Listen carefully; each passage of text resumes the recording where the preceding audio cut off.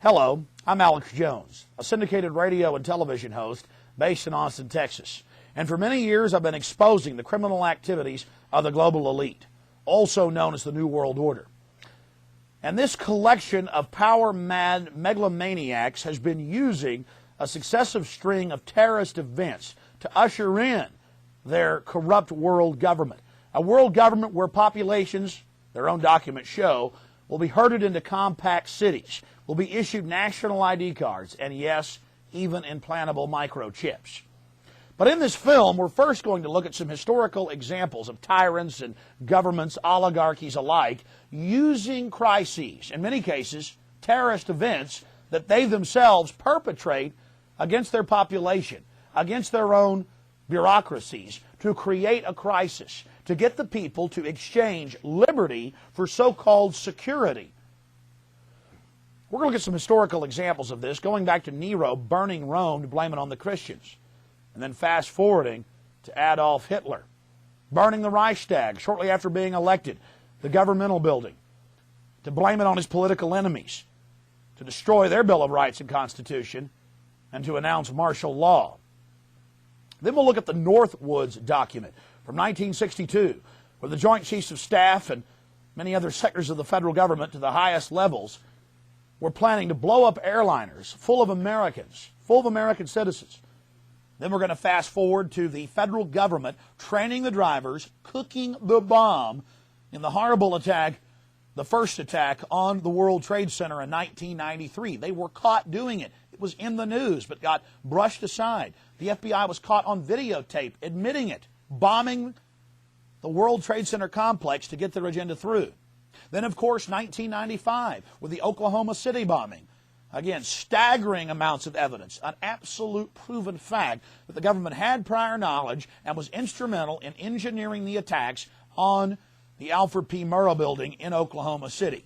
And then, of course, none of you have to be reminded of the tragic events in 2001 on September 11th.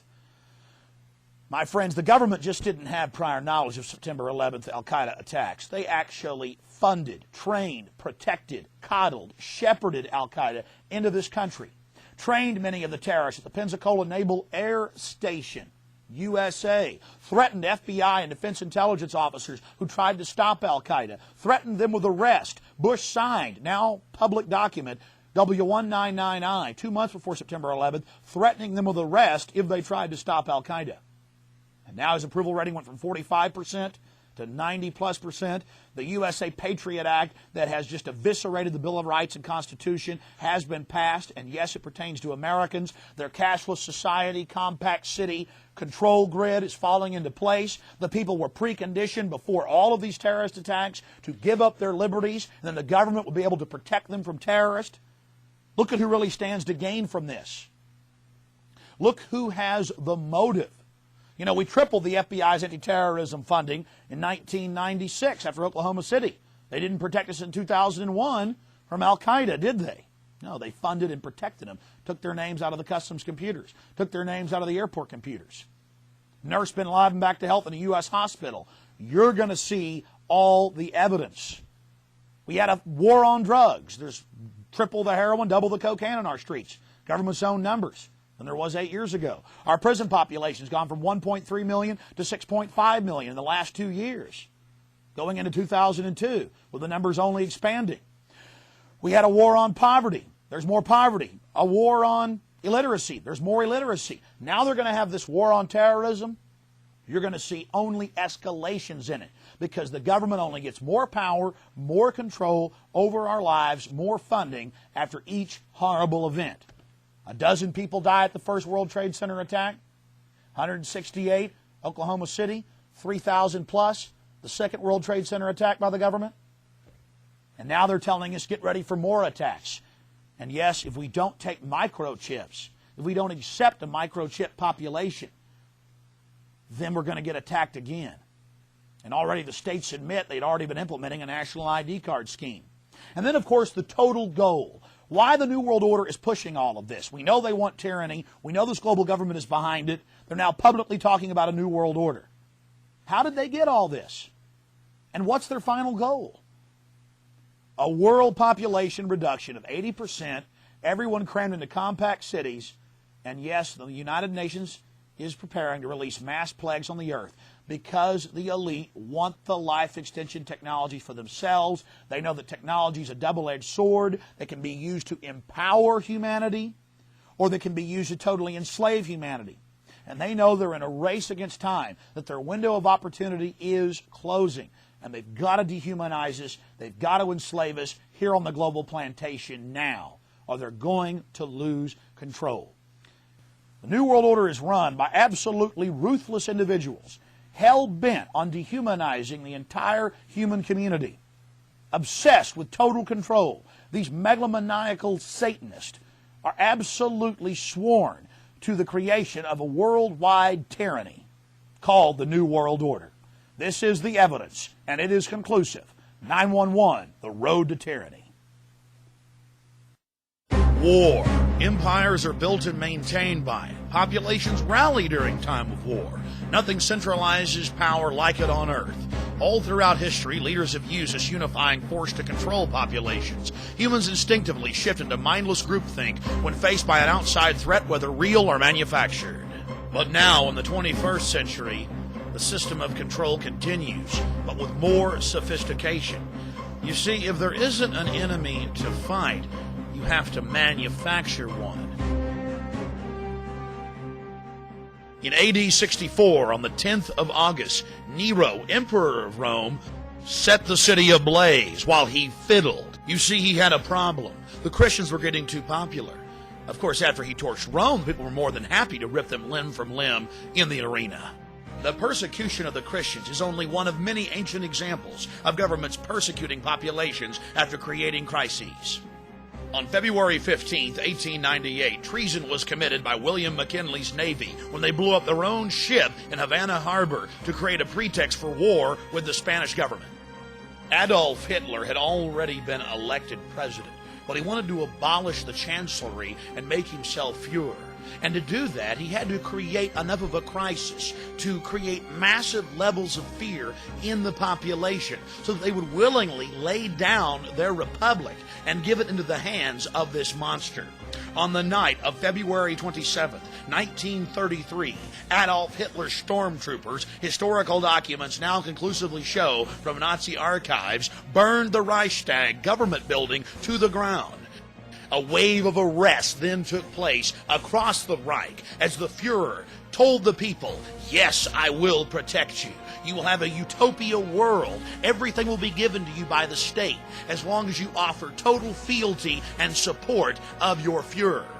The people bought the utopia and were totally enslaved.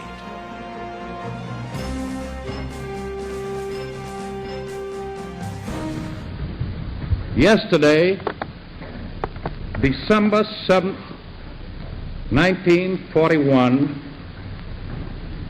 a date which will live in infamy, the United States of America was suddenly and deliberately attacked by naval and air forces of the Empire of Japan.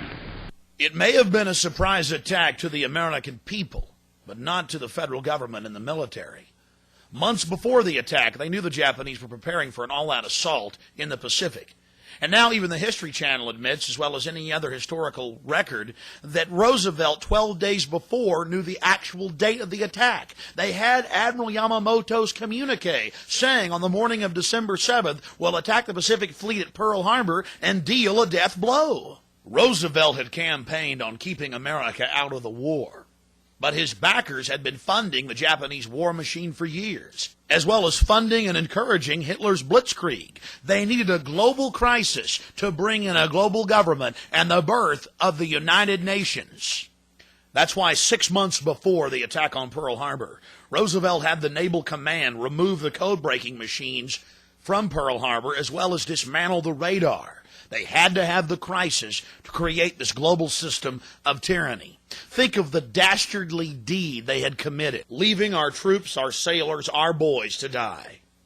You see, the global elite had attempted to create a League of Nations at the end of World War I. World War II had to be bigger and on a larger scale, so the people would say, give us a global government to protect us from these horrible wars.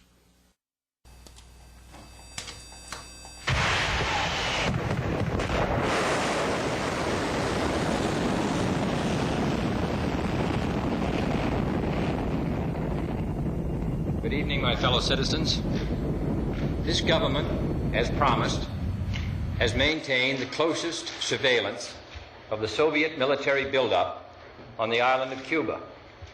Within the past week, unmistakable evidence has established the fact that a series of offensive missile sites is now in preparation on that imprisoned island. The purpose of these bases can be none other than to provide a nuclear strike capability against the Western Hemisphere. In the early 1960s, the federal government needed an excuse, a pretext to invade Cuba. Seldom do we see examples as sterling as the Northwoods document, where the federal government actually put the plan to paper. It was actually carried in published media reports in ABC News and, of course, the Baltimore Sun. The federal government proposed blowing up airliners full of Americans, saying that casualty lists in U.S. newspapers would cause a helpful wave of indignation. The mad general, the architect of this plan, was General L.L. Lemonster, Chairman, Joint Chiefs of Staff. He got approval for his Faustian plan all the way up to the Secretary of Defense. President Kennedy was not amused. In the plan, they elaborated on how they could bomb Washington, D.C. and blame it on Cuba. Attack Marines at Guantanamo Bay using U.S. Army soldiers dressed up as Cubans. Or, they said, just like the sinking of the Maine to get into the Spanish-American War, we could blow up a ship again. Here they are admitting the problem-reaction-solution system and how effective it is to motivate the American people to get them behind a war, a nuclear war with Cuba and the Soviet Union. And you didn't believe that the government was capable of hijacking its own aircraft and killing its own citizens. President Kennedy had always been a servant of the elite, but he was so shocked by the Northwoods document that he signed Executive Order 11110 shortly before his death, announcing that he would abolish the Federal Reserve System. He also began to pull us out of Vietnam and signed an order to abolish the CIA. It was at that point that he was assassinated. You see, he had decided to be a leader of the people, to defend their interest, and the New World Order couldn't allow that to happen.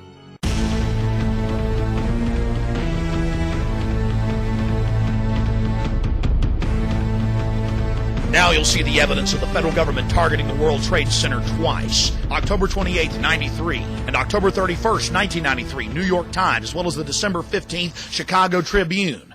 The federal government was actually caught on tape by their informants, ordering them to let the bombing go forward, to cook the bomb, to give the terrorists the detonators, to create yet another crisis, this time to usher in a police state and a war upon the American people.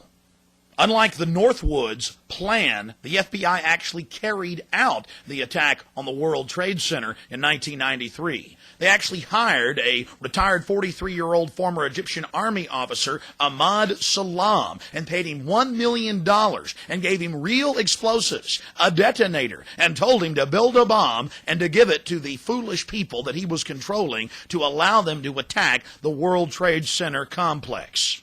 There was only one problem with their plan. Mr. Salam was not as ruthless and sociopathic as the FBI and their globalist controllers. He began to get very concerned right before and, of course, after the attack, saying, "Why are you giving me real explosives if this is just a sting operation?" When they told him to go ahead and let the attack go forward, he secretly recorded the head of the FBI in New York ordering him to let the bombing take place. It's very important to understand that all the evidence you just saw is documented, 110%. It is part of the public record. The FBI admits it, but the media wrote a few stories about it. There were a couple of nightly newscasts that was never heard of again. But unlike Pearl Harbor, where the government allowed the Japanese to attack as a pretext for war, the federal government financed and controlled this attack on the World Trade Center to create a system of anti-terrorism, to sic a homeland security system on the American people. There was only one problem. The drivers of the truck didn't park it up against the main support column as they had been ordered to do by Mr. Salam and the FBI. No, my friends, they parked it about a dozen feet away, and so it didn't bring down the building.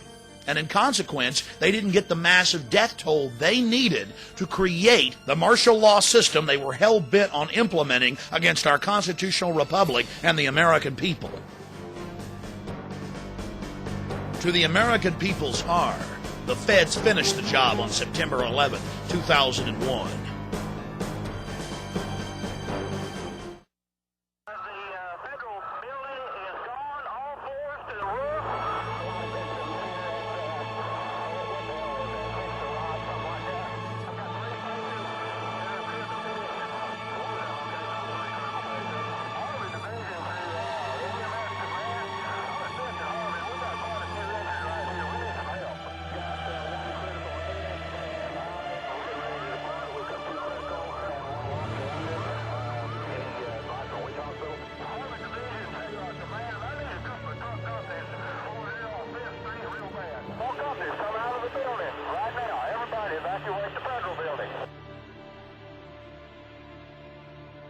April 19th, 1995, in downtown Oklahoma City, multiple bombs ripped through the Alfred P. Murrah Federal Building, and as usual, federal fingerprints were all over this tragic event. Then President Bill Clinton, taking his orders from on high from the New World Order chieftains, needed a crisis to get his gun control agenda through, as well as his plans for a socialized America. Taking a page out of the Strong Men's Handbook, Bill Clinton knew that a crisis of this magnitude, endless images of mangled children, would pull on the heartstrings of the American people, and they would beg for the Anti-Terrorism Effective Death Penalty Act that he had failed to pass just a year before. The bill absolutely eviscerated massive sections of the Constitution and the Bill of Rights. We've been investigating this tragedy for over 6 years. The amount of evidence is staggering. Let's just hit some of the key points. Now let's get into it. Station that one explosion caused, because here's now what we are starting to learn about the succession, or what someone obviously hoped would be a succession of explosions. The first bomb that was in the federal building did go off. It did the damage that you see right there. The second explosive was found and diffused. The third explosive that was found, and they are working on right now as we speak, I understand, both the second and third explosives, if you can imagine this, were larger than the first. So try to imagine two- or threefold happening what we've already seen there. It is just incredible to think that there was that much heavy artillery that was somehow moved into the downtown Oklahoma City Federal Building. Two other explosive devices were found that were not detonated, and they were larger than the first. I think he said another bomb. Oh my God, another bomb. We just saw, if you were watching there was a white pickup truck backing a trailer into the scene here. They're trying to move people out of the way so they can get it in. Appears to be the Oklahoma County Bomb Squad. It's their bomb disposal unit, essentially, is what it is, and it is what they would use to, if the report that we gave you just a few moments ago turns out to be correct, that they have found a second explosive device of some kind inside this building.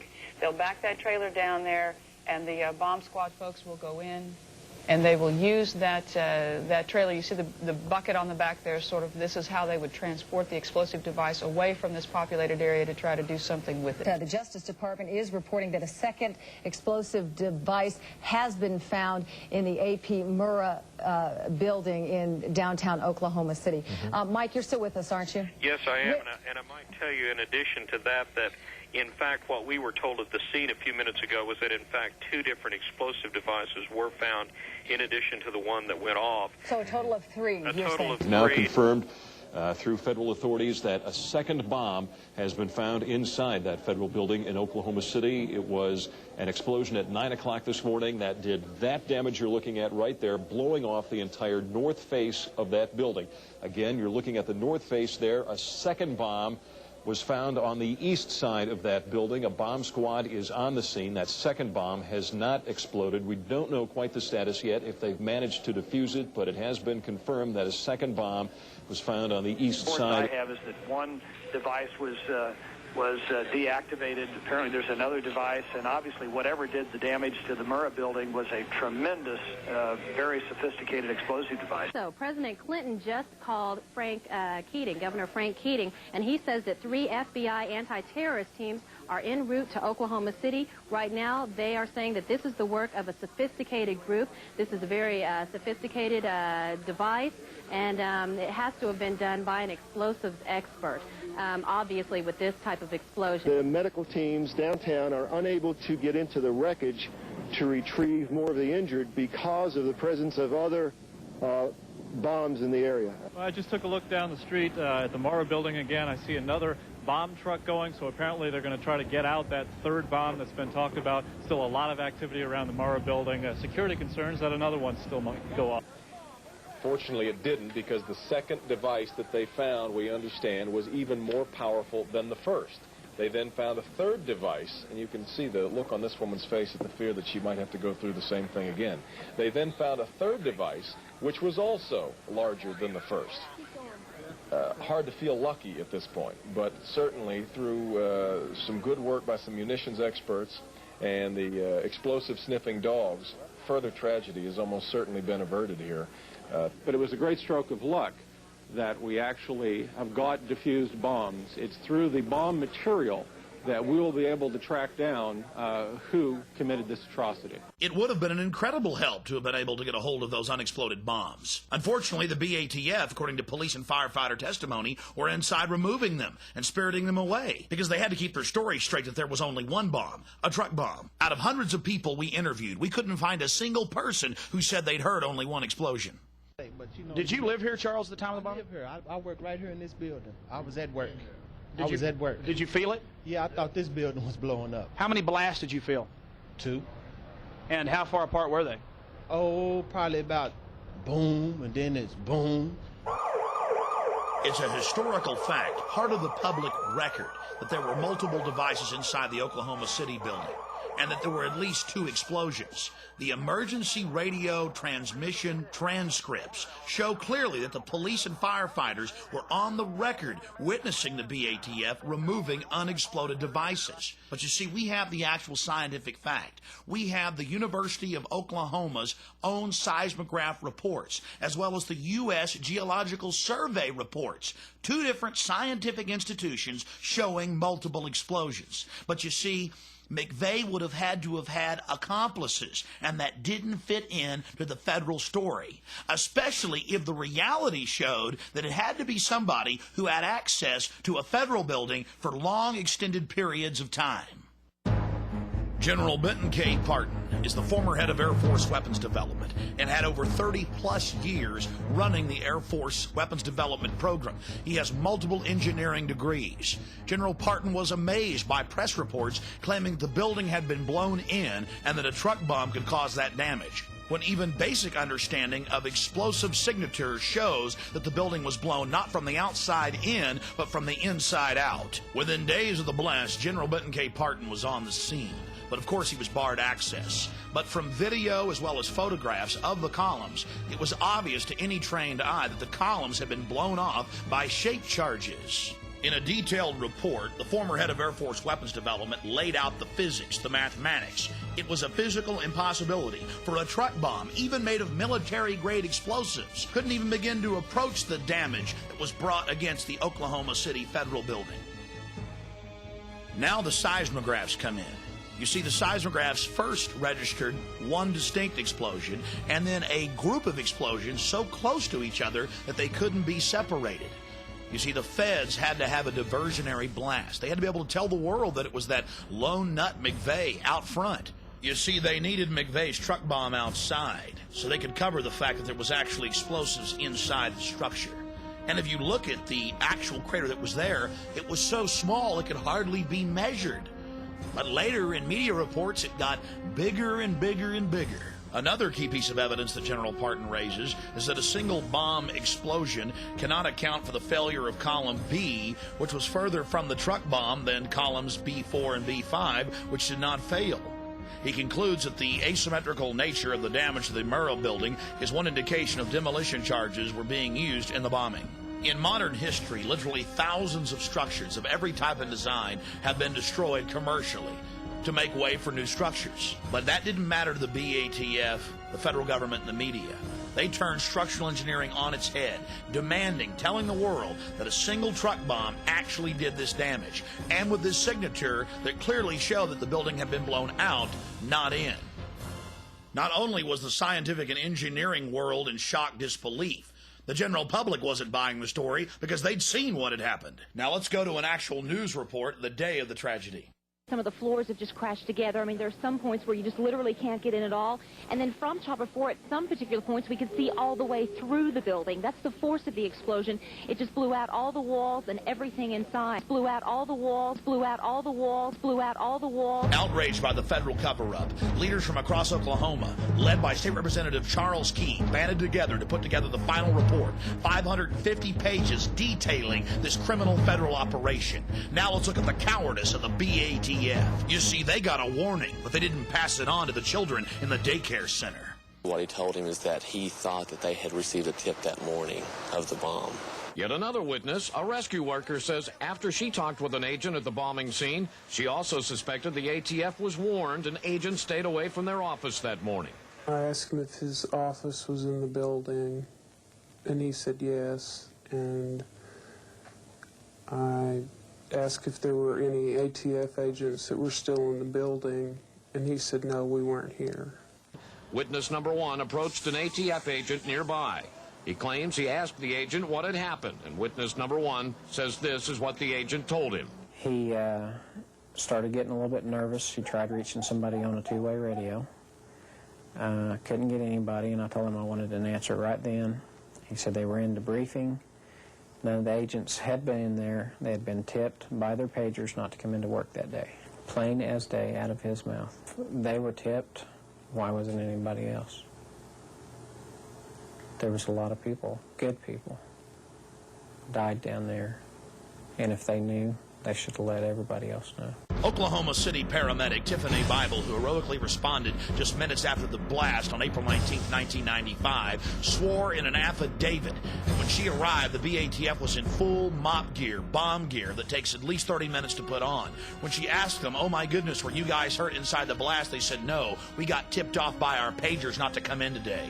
Agents forewarned about a bomb in Oklahoma City. Did they know the Murrah building was a target? The ATF says no, absolutely not. But tonight in a story you'll see only on the news channel, you're about to hear otherwise from people who were at the Murrah building that morning. We're asking simple questions and we can't get any answers, so it makes us that much more curious, you know. Where the hell were they?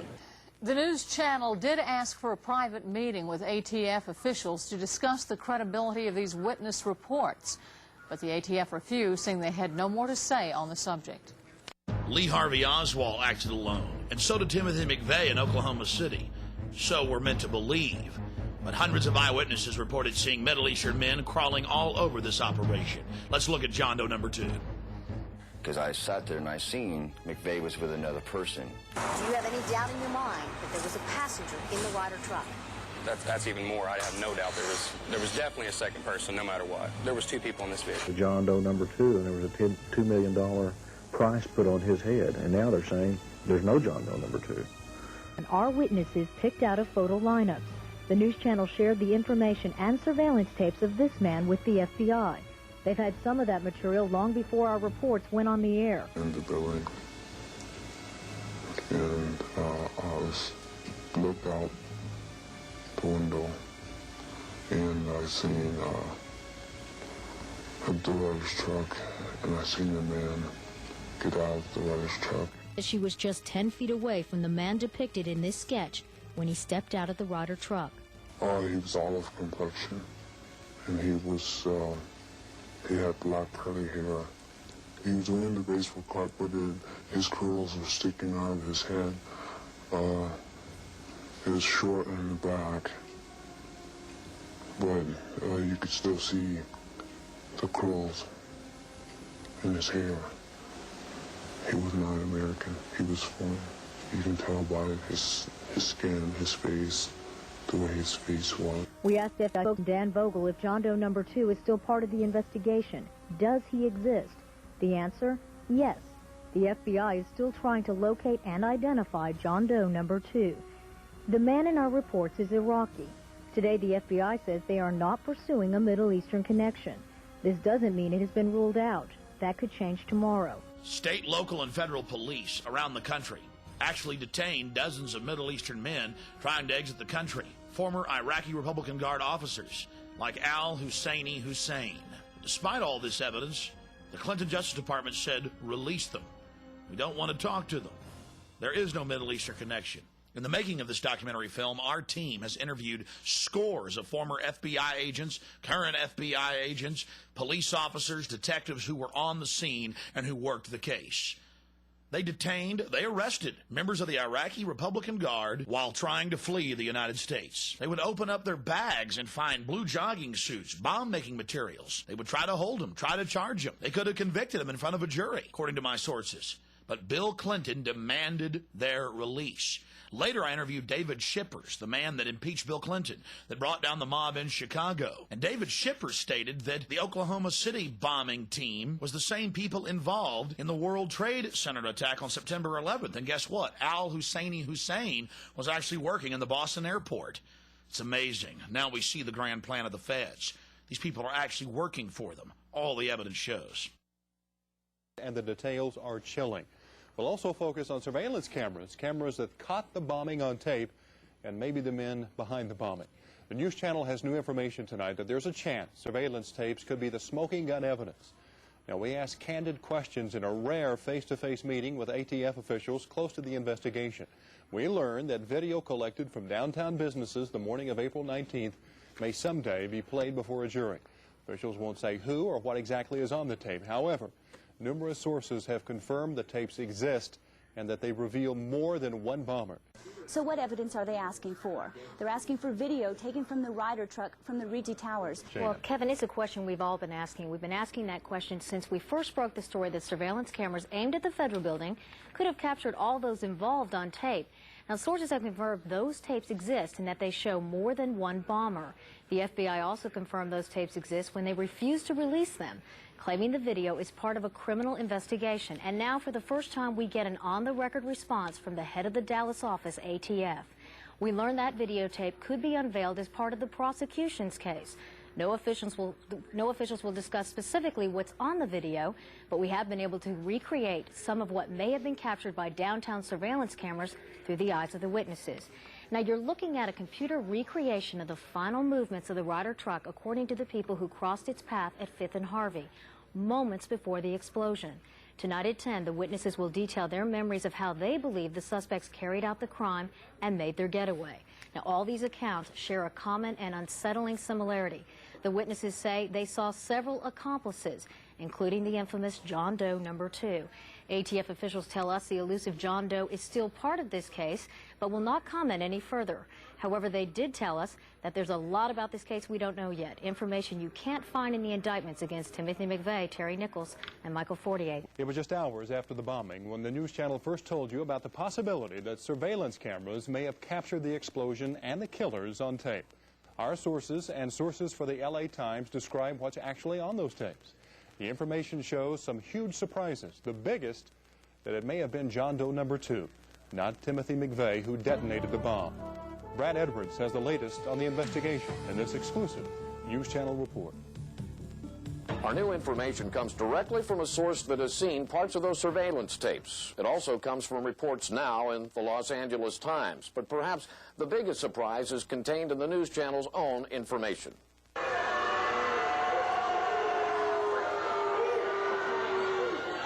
Timothy McVeigh was not the last person to leave the Ryder truck. In fact, another man sat inside the cab of the truck after McVeigh got out. We believe that man is John Doe number 2, a man who, for all we know, is still on the loose, leaving open a vital question. Was it John Doe number 2 who actually set off the bomb, not Timothy McVeigh, as we've all been led to believe? News Channel 4 has for weeks been demanding copies of the surveillance tapes from the FBI. The federal government so far is dragging its feet. But many people in the investigation have seen the tapes, and now so has a source willing to describe to the News Channel what the tapes show. The LA Times report shows there was a surveillance camera near the corner of 5th and Harvey and another near the corner of 5th and Robinson. Federal investigators recreated the time sequence leading up to the bombing by matching the video and still photos from the surveillance cameras. Since we can't show you the tape ourselves, we're reenacting what our source says he saw on those tapes. As witnesses told the News Channel before, the tapes show the Ryder truck parked in front of the Murrah building where we now know the blast went off. As witnesses also told us, the tape showed 2 men sitting inside the Ryder truck. A man strongly resembling Timothy McVeigh gets out of the driver's side, steps down. He then appears to have dropped something on the step up into the truck. He bends down and appears to pick something up off the step. Then he turns and walks directly across 5th Street toward the Journal Record building. All this time, John Doe number 2 is still inside the Ryder truck's cab, sitting on the passenger side. Time passes. The surveillance tape is time-lapse photography. Without knowing exactly the time interval between shots, our source can't be sure how long John Doe number 2 sat in that cab. What was he doing all that time? Then the tape shows John Doe number 2 getting out of the passenger side of the Ryder truck. Again, the tape shows that a bombing witness accurately described what happened next to News Channel 4. I was standing in the building, and I looked out the window, and I seen the Ryder's truck, and I seen a man get out of the Ryder's truck. The tape shows John Doe number 2 getting out, shutting the passenger side door. He steps toward the front of the truck and is momentarily out of the frame of the surveillance camera. But shortly, he appears back in frame, walking toward the rear of the truck, still on the sidewalk in front of the Murrah building.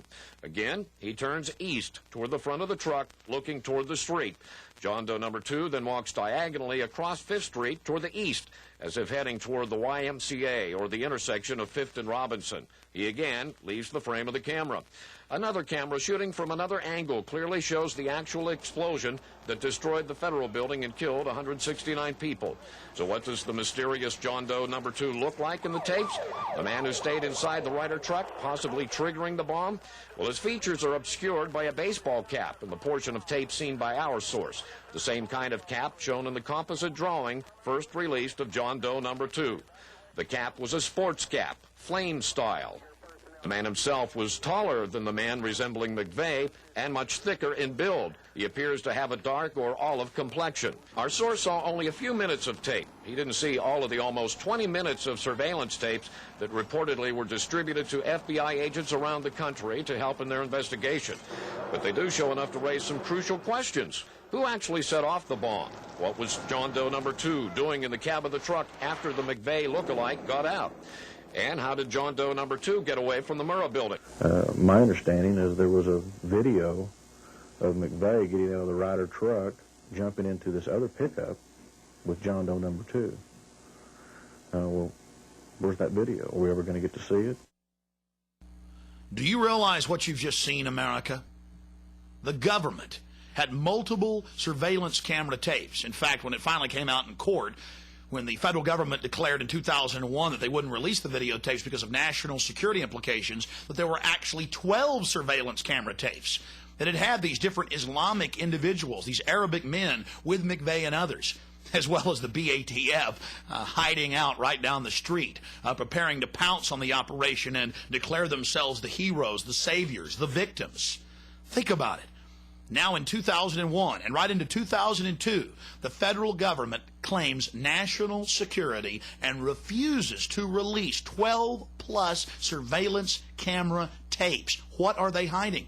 And the feds never tried to use it in court. I mean, if they had McVeigh pulling up alone and bombing the building and it was just a truck bomb, why not use the actual surveillance camera tapes to do it? But they didn't do that. You have to ask yourselves why. What's on that tape? Well, after you've seen all this evidence, it's clear. Federal involvement. Ratcheting up the police state right here in America. Danny Coulson, the FBI's top counterterrorism agent, checked into an Oklahoma City hotel nearly 9 hours before a truck bomb nearly leveled the Alfred P. Murrow Federal Building. The Embassy Suites Hotel receipt of Danny Coulson, the director of the FBI's Terrorist Task Force and founding commander of the Bureau's hostage rescue team, was dated April 19, 1995, with a check-in time of 0:20. That's military time for 12:20 a.m. Almost 9 hours before the blast, Chief Agent Coulson lied to the American people. He told a Time magazine reporter in 1999 the harrowing tale of how he sped at over 100 miles an hour from his home in Dallas, trying to get there after the bombing to save people and conduct an investigation. Oh, and by the way, the FBI won't release any of the credit card statements and records for any of their agents. What are they trying to hide? The system wasn't working. Going through the system didn't work. I did everything that they advised me to do. It didn't do any good. Hoppy Heidelberg was an upstanding member of the community with no criminal record. He'd been a grand juror for years. But when he started asking questions about the Middle Eastern connection and FBI prior knowledge and BATF involvement, the FBI actually came to his house brandishing firearms and told him to shut his mouth if he knew what was good for him. When he refused to be part of the cover-up and demanded that he be able to call witnesses as his right as a grand juror, the judge kicked him off the case. Just one more piece of this massive cover-up. The news channel has learned of another strange development. Apparently, before the bombing, Governor Frank Keating's brother, Mark, had been working on a novel about a terrorist bombing in Oklahoma City. Stranger still, one of the characters in the novel was named Thomas McVeigh. Governor Frank Keating's brother, Martin Keating, wrote The Final Jihad. In the book, Tom McVeigh masterminds the bombing of the Oklahoma City building. He dedicated the book to the Knights of the Secret Circle, a known Illuminati group. And he wrote the book 2 years before the bombing. The tragic events of Oklahoma City, if the truth was known to the public, makes it even more tragic, even more horrific. You see, it's now a monument to the police state, a monument to the sacrifice the government made of American lives, of American blood, of American tears, as an excuse to get the feds to be able to circle the wagons against the American people, to have a pretext, an excuse to expand their police state. They covered the whole operation up. It's clear that they had prior knowledge that multiple bombs were detonated on the inside of the building, that the feds have grabbed the 12 surveillance camera tapes and are refusing to release them, even in 2002. Threatening grand jurors, destroying the building and burying it under guard. The federal government blamed this tragic event on Christians, conservatives, gun owners. But if you look at the evidence, it's clear who's behind it. The federal government. And they use this just like Hitler used the Reichstag to get martial law cranking in America. $62 million is coming to Oklahoma soon to help anti-terrorism and disaster relief efforts. Government crime certainly does pay, especially when it's government-sponsored terrorism against its own institutions. That's right, the BATF locally got tens of millions of dollars extra funding, but so did every other federal agency that tries to control the American people. $24 billion increase in anti-terrorism funds. And after September 11th, they've now tripled that. And, of course, the BATF ensured that the building was completely demolished, so there couldn't be any evidence of their heinous acts. And that's right, ladies and gentlemen, they actually buried the building under guard at a private landfill with Wackenhut guards protecting it. From A to Z, federal fingerprints all over it, and doing everything they can to suppress the truth. For Bill Clinton, the servant of the New World Order, whose approval rating exploded after the attack, and his attack dog, the butcher of Waco, Reno. She was very happy to blame it on Christians and conservatives and gun owners. It was her excuse to expand federal control over local police and to merge the military with the police in new giant anti-terrorism training camps where the military and the police prepare for mass gun confiscation and extermination of the American people. Evidence of that's coming up later.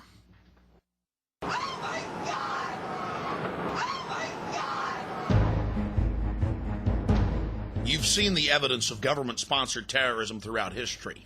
Now let's take a closer look at what happened on September 11th, 2001, and how it's being used to usher in a new world order. What is at stake is more than one small country. It is a big idea, a new world order, where diverse nations are drawn together in common cause to achieve the universal aspirations of mankind: peace and security, freedom, and the rule of law. Out of these troubled times, our fifth objective, a new world order, can emerge. Now we can see a new world coming into view. A world in which there is a very real prospect of a new world order. The Council on Foreign Relations, known as the CFR, an organization publicly sworn to destroy American national sovereignty and usher in a tyrannical world police state, could not contain their glee on September 12th, the day after the tragic attack. They announced their new world order. There is a chance for the President of the United States to use this disaster to carry out what his father, a phrase his father used, I think, only once, and hasn't been used since, and that is a new world order. There it is, the CFR actually admitting that this crisis was helping them to bring in a new world order, global government. And how would they get that job done? You see, for decades, going back to Jimmy Carter and Brzezinski, the national security advisor, they had been breeding, creating these terrorist organizations, funding them and training them to attack America. Brzezinski, co-founder of the Trilateral Commission with David Rockefeller and other luminaries of the global system, actually bragged in his 1998 book, these criminals love to brag, The Grand Chessboard, of how America would be attacked by Afghan terrorists and how global government, a war for global government, would then take place in Central Asia. How it could be used to roll out national ID cards and a global police state here in the United States. All of this being planned back in the 70s, 80s, and 90s. The relationship between the CIA and the Afghan freedom fighters, the Mujahideen, even predates Ronald Reagan. The bonds that were forged there with the Central Intelligence Agency led to the creation of their super asset, Osama bin Laden, the rich Saudi Arabian sheik whose family to this day builds all U.S. military bases in the Middle East, North Africa, and in Central Asia. It's on the record that bin Laden's a CIA asset, and every time an American president needs a distraction overseas, a ship or an embassy gets blown up. On October 12, 1998, the USS Cole, while docked at the port of Aden in Yemen, was attacked. 17 Americans were killed, 39 wounded. Sacrificed yet again on the altar of globalism. Just like clockwork, every time Bill Clinton was in trouble, an embassy, a ship, a barracks was blown up. Just like Oklahoma City, the CIA asset bin Laden was delivering time and time again, and Bill Clinton was there protecting him, refusing to allow foreign countries like Sudan, even Iraq, and Afghanistan to give them the files of where al-Qaeda was in the world, and yes, where they were active even in the continental United States. Sudan even offered to arrest bin Laden 3 separate times. Bill Clinton answered by bombing with state-of-the-art cruise missiles their only pharmaceutical plant. Denying Africa, desperately needed medicines. You see, in reality, it's a lot bigger than just Republican or Democrat. The reality is the Central Intelligence Agency, controlled by Wall Street, has been grooming this creature and his family over the last 50 years to carry out dangerous projects in the Middle East, Central Asia, and North Africa. Back in 1996, the CIA worked in tandem with Pakistan to create the Taliban. Then in 1998, when the Afghans offered to arrest bin Laden, the CIA responded, publicly telling him to do no such thing. They needed this boogeyman for one more big action, and his family the entire time was being rewarded with giant satellite company deals, oil company mergers, and some of the biggest construction projects in the world. New world coming. America will become increasingly vulnerable to hostile attack on our homeland, and our military superiority will not entirely protect us. Americans will likely die on American soil, possibly in large numbers. Americans will likely die on American soil, possibly in large numbers, possibly in large numbers, possibly in large numbers. Shortly after September 11th, witnesses came forward documenting that bin Laden had actually met and planned the September 11th attacks with the CIA for 10 days in Dubai in an American Army hospital. French intelligence was so upset by what they had learned that they actually got media reports published before September 11th, specifically warning that bin Laden was planning to hijack aircraft and fly them into tall buildings in downtown Manhattan, as well as the Pentagon. Of course, the Pentagon, the Defense Department, didn't need to be warned. First media reports that came out said that 5 of the hijackers had been trained at the Pensacola Naval Air Station. Later media reports in the Pensacola News Journal confirmed that 3 of the hijackers had been trained at the Pensacola Naval Air Station 2 years before September 11th. The San Francisco Chronicle also reported that one of the top lieutenants of Al-Qaeda was actually an FBI asset, not to mention a member of the U.S. Army. The next piece of evidence you're about to see is the biggest smoking gun of them all. President George W. Bush signed Presidential Decision Directive W199I, telling FBI agents as well as defense intelligence officers that if they tried to stop Al-Qaeda, they would be arrested under national security implications. It's been in every publication from the Wall Street Journal to the Washington Times. Actual lawsuits have now been filed by FBI agents who are outraged by the fact that they were not allowed to stop Al-Qaeda. The global crime syndicate that George W. Bush and his family fronts for has everything to gain from the September 11th attacks: a national ID card, a national control grid, a cashless society. It's part of the public record. George Bush signed the documents threatening defense intelligence and FBI agents with arrest if they stopped Al-Qaeda. This is the most absolutely treasonous, treacherous thing he could possibly do. George Bush is a mass murderer. Before the Bush administration shut him down, CNN's American Morning with Paula Zahn actually reported that FBI Deputy Director John O'Neill resigned because he felt the U.S. administration was obstructing the FBI and their attempt to stop Al-Qaeda. They went on to report that Bush signed W199I, restricting the investigation. Again, this is high treason, absolute fact. George Bush signed this public document. BBC has a copy of it, and George Bush is an intimate partner with bin Laden, a traitor to America. Months before September 11, 2001, Indian as well as Pakistani diplomats had gone public with the fact that U.S. Special Forces were massing in Tajikistan, preparing for a full-scale invasion of Afghanistan. So the U.S. government was massing troops outside Afghanistan, publicly getting ready for an invasion right before September 11th. Another smoking gun, another red flag. We already talked about the Deputy FBI Director, John O'Neill, quitting because George Bush signed an order not allowing him to stop Al-Qaeda. You're probably wondering, why doesn't he go public now? Well, there's a problem. Mr. O'Neill is dead. His new job was working as the head of security for the World Trade Center complex, and he died in the collapse of September 11th, his first day on the job. The Bush and bin Laden family connection goes back over half a century. And by the 1970s, George Bush Jr. as well as Osama bin Laden and his big brother were already vacationing together, owning airports as well as oil companies together. Even before September 11th, the Wall Street Journal had called for the Bush family to end their relationship with the bin Ladens. Then, of course, there's the Carlyle Group, the biggest defense contractor on the planet. And guess who the majority owners are? The Bush family and the bin Ladens. They could profit in the hundreds of billions off of this new war. before. Now you begin to understand what's fueling these criminal activities. Money and power.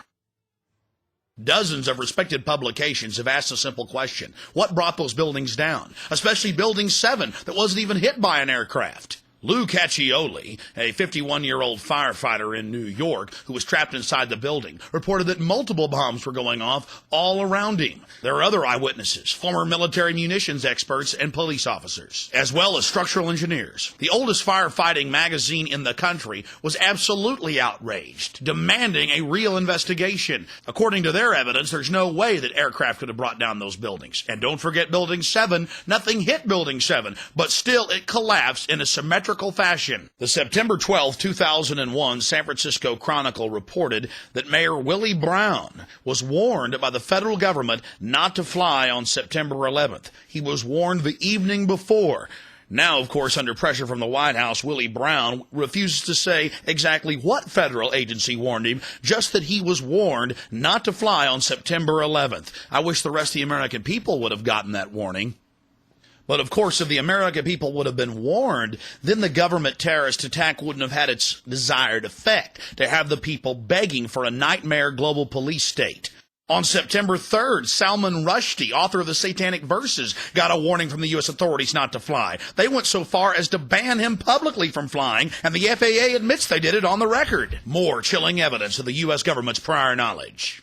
But you're saying, hey, wait a minute, what was that whole war about? We went in there and took out the Taliban. No, they escorted a couple hundred goat herders to torture them publicly at Camp X-Ray in Guantanamo Bay. The real leadership of Al-Qaeda and Taliban, the few that were left in Afghanistan when the war started, were flown out to safety and paid in gold bars in Pakistan by the U.S. federal government. Here's George Bush at the United Nations telling the people not to tolerate anyone that investigates these facts.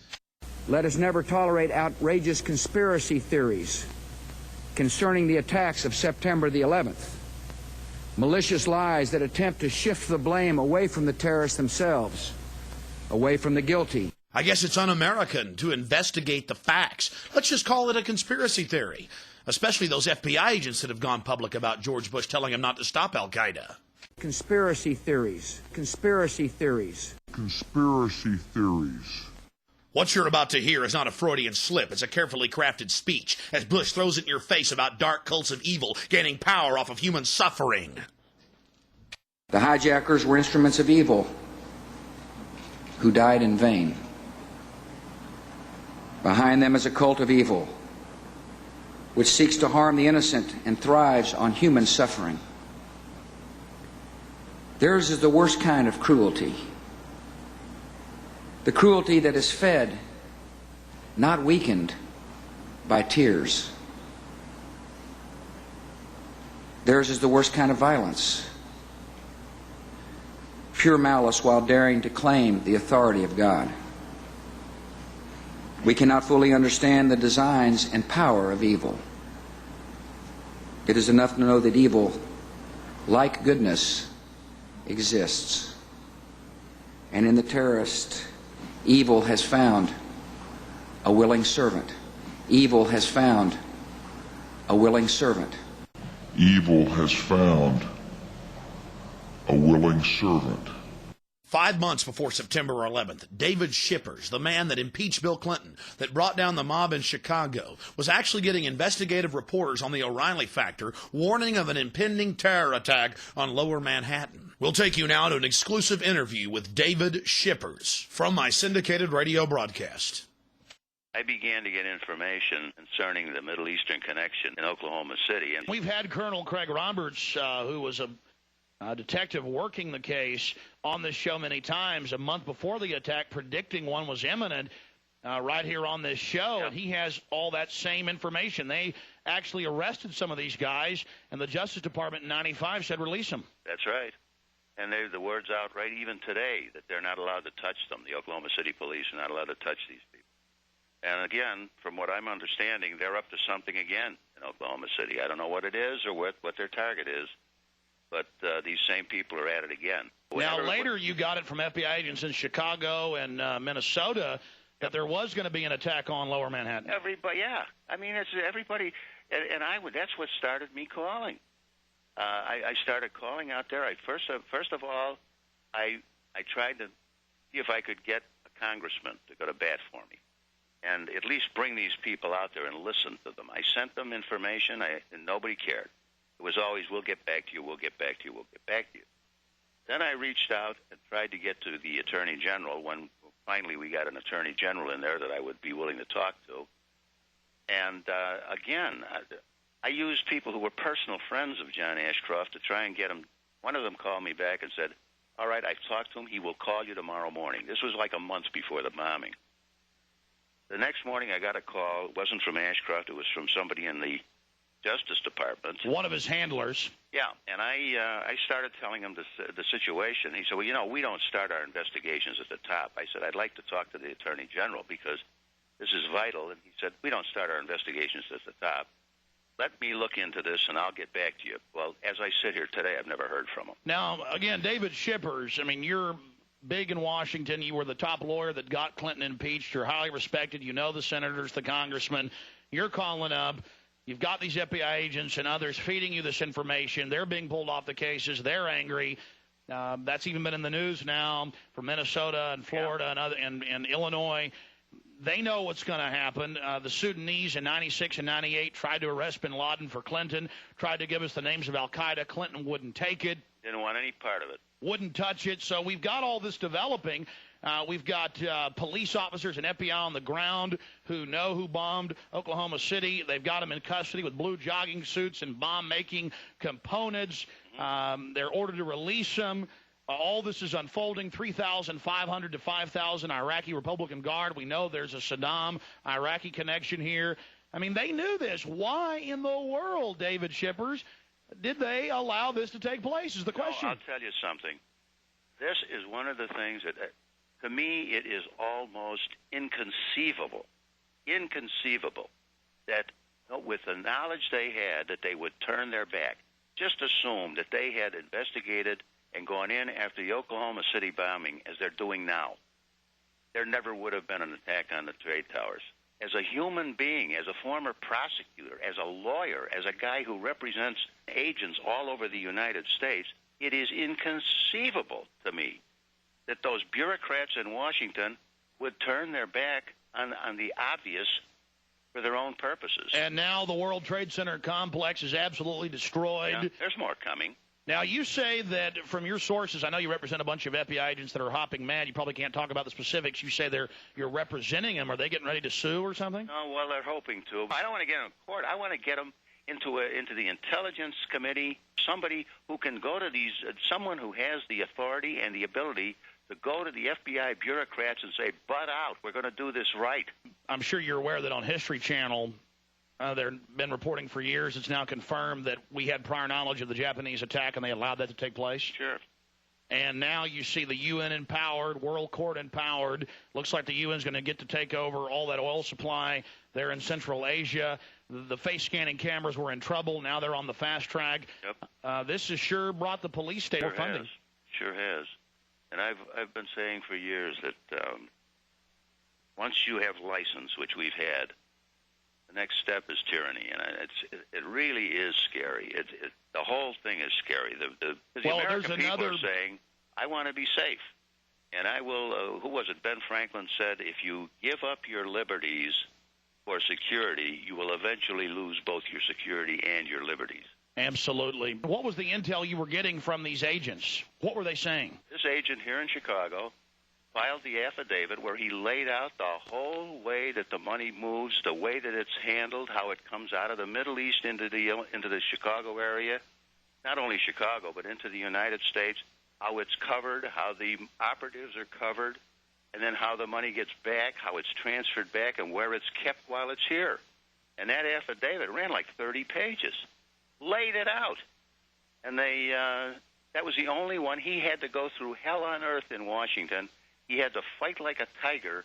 Everybody in his own bureau and in the Department of Justice was against him, and still. Now, the FBI agents in Minnesota knew about all this and had the evidence, but they couldn't even get a wiretap or a warrant to search these guys. Exactly.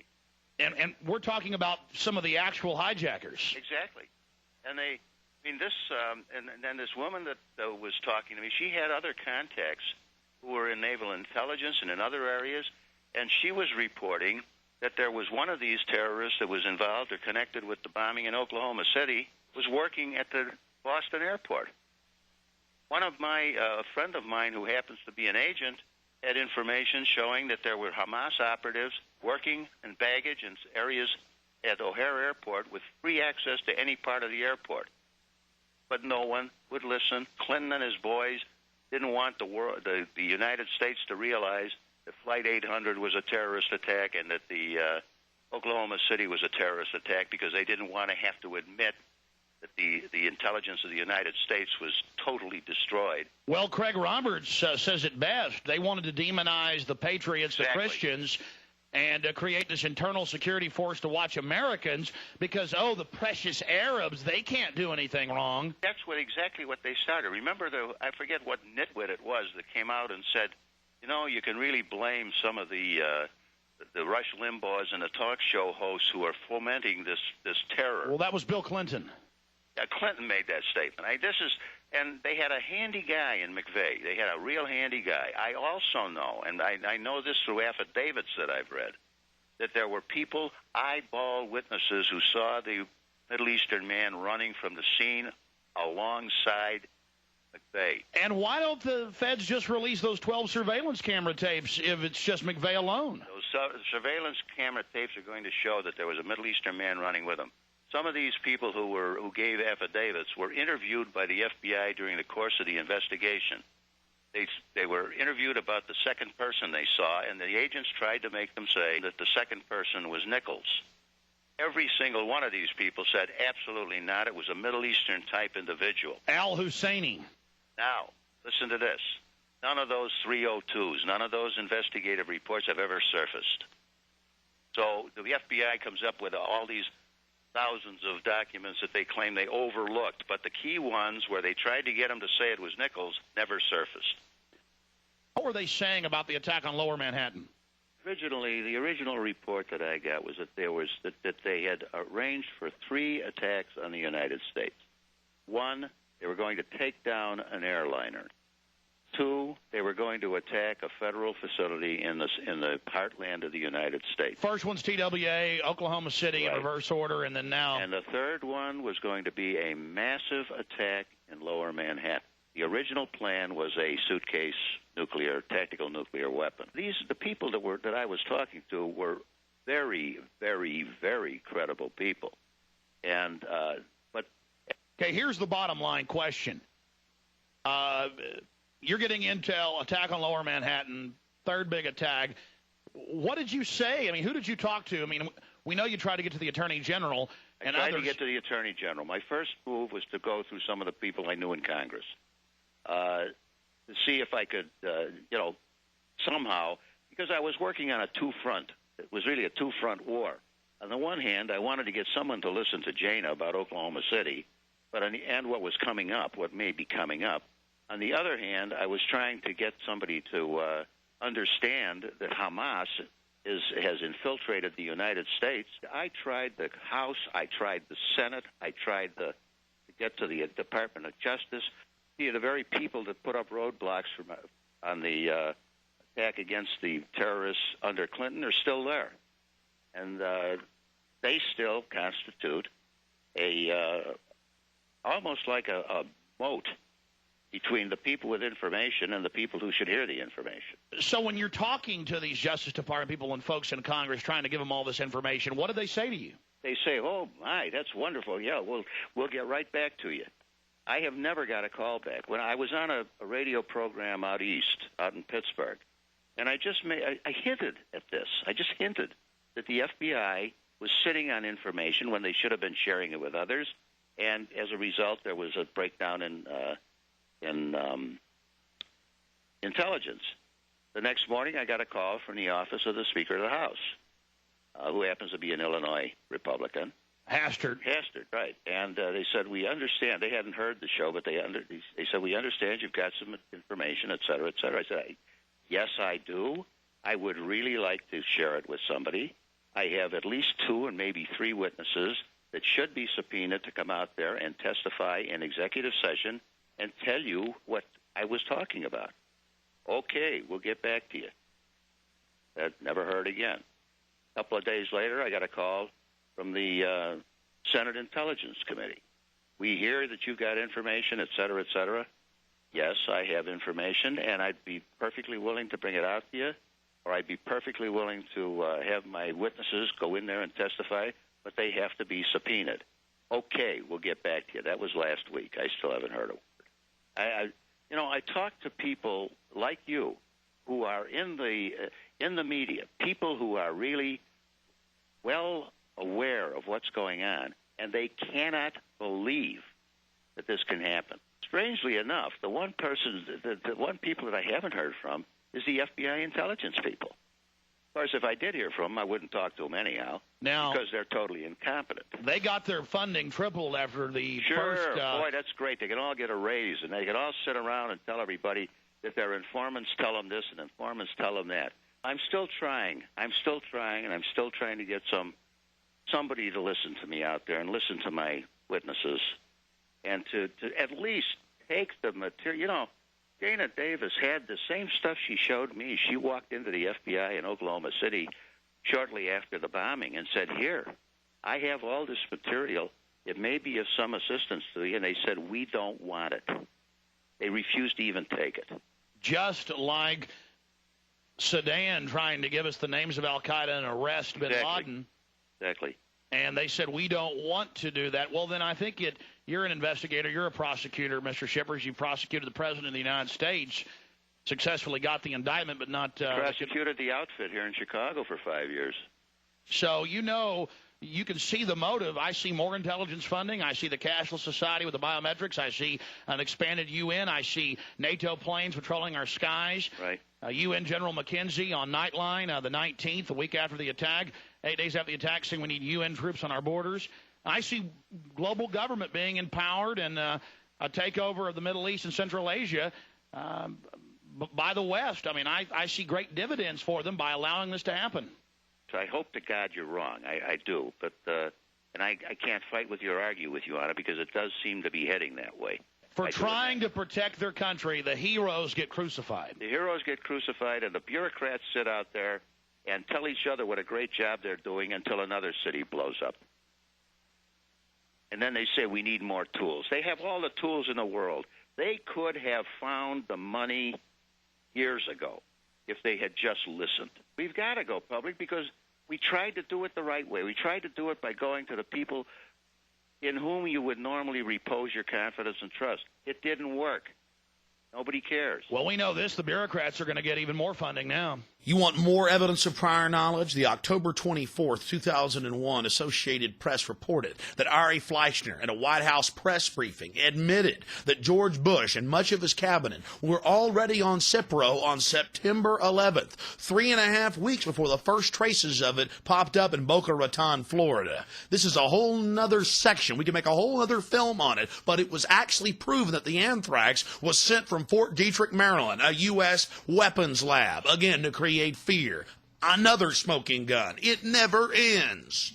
I know the information in this documentary film is extremely painful, but the facts are the facts. Bush signed a document blocking the FBI and Defense Intelligence from stopping al-Qaeda. They're actually suing him over it now.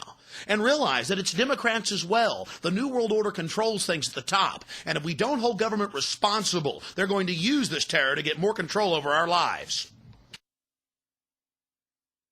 Now President Bush is seeking to restrict Capitol Hill probes. He had Dick Cheney call 6 separate congressional committees and threaten them, telling them not to investigate September 11th. And of course, the president has also activated the secret government. For the first time in history, FEMA command bunkers are brimming with National Security Agency personnel.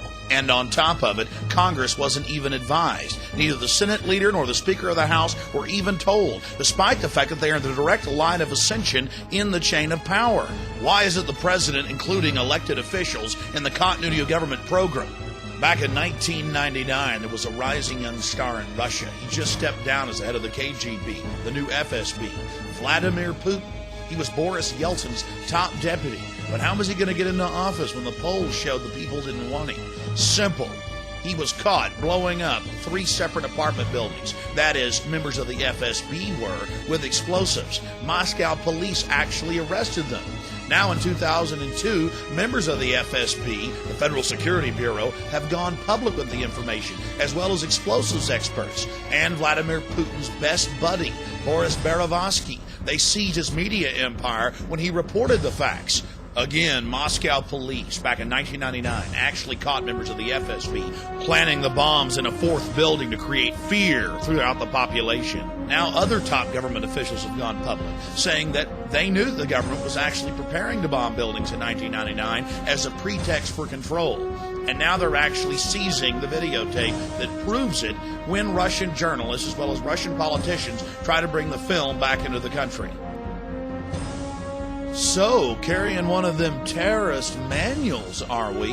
It's Ashcroft standing over Uncle Sam reading a book that says the Bill of Rights. Sounds like a joke, doesn't it? You're about to see the evidence. It's actually the facts.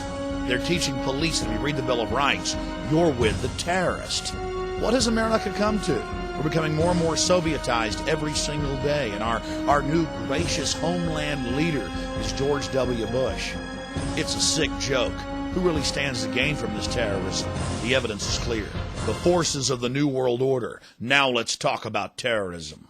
Let's talk now about terrorism and about those who see violence against innocent civilians as a legitimate means, in their view, to achieve their ends.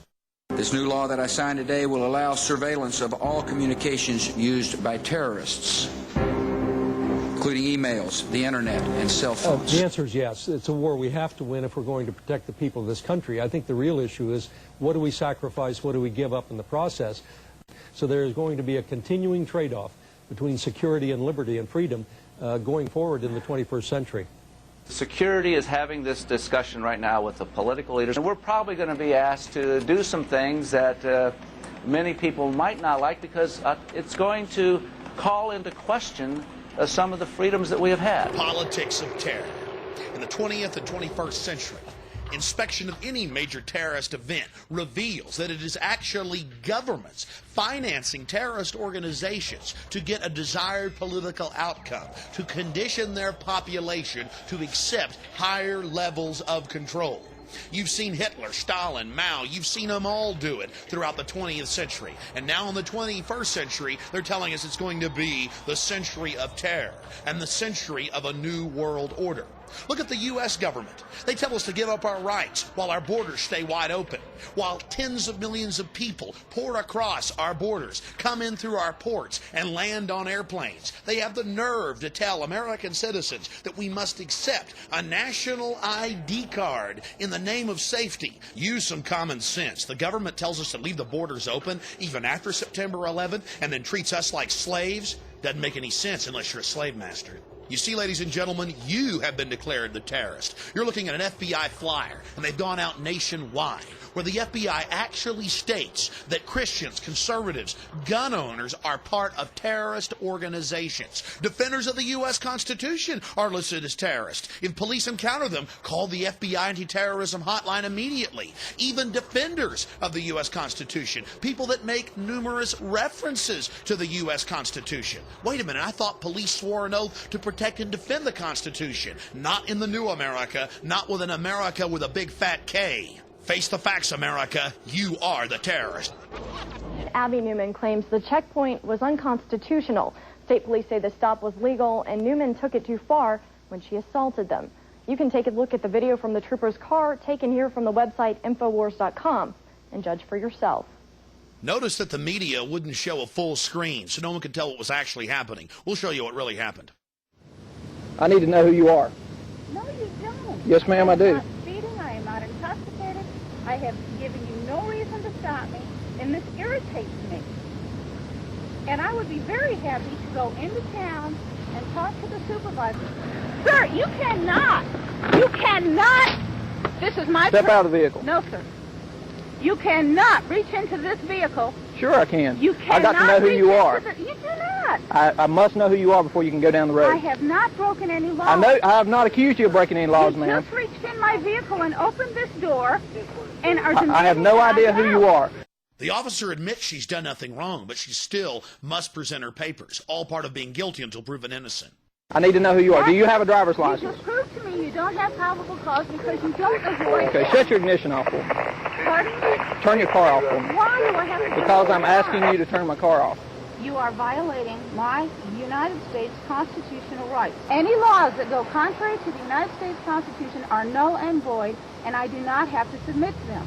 I am not intoxicated. You have already stated you don't know who I am, so therefore... That's the whole point. I don't know who you are.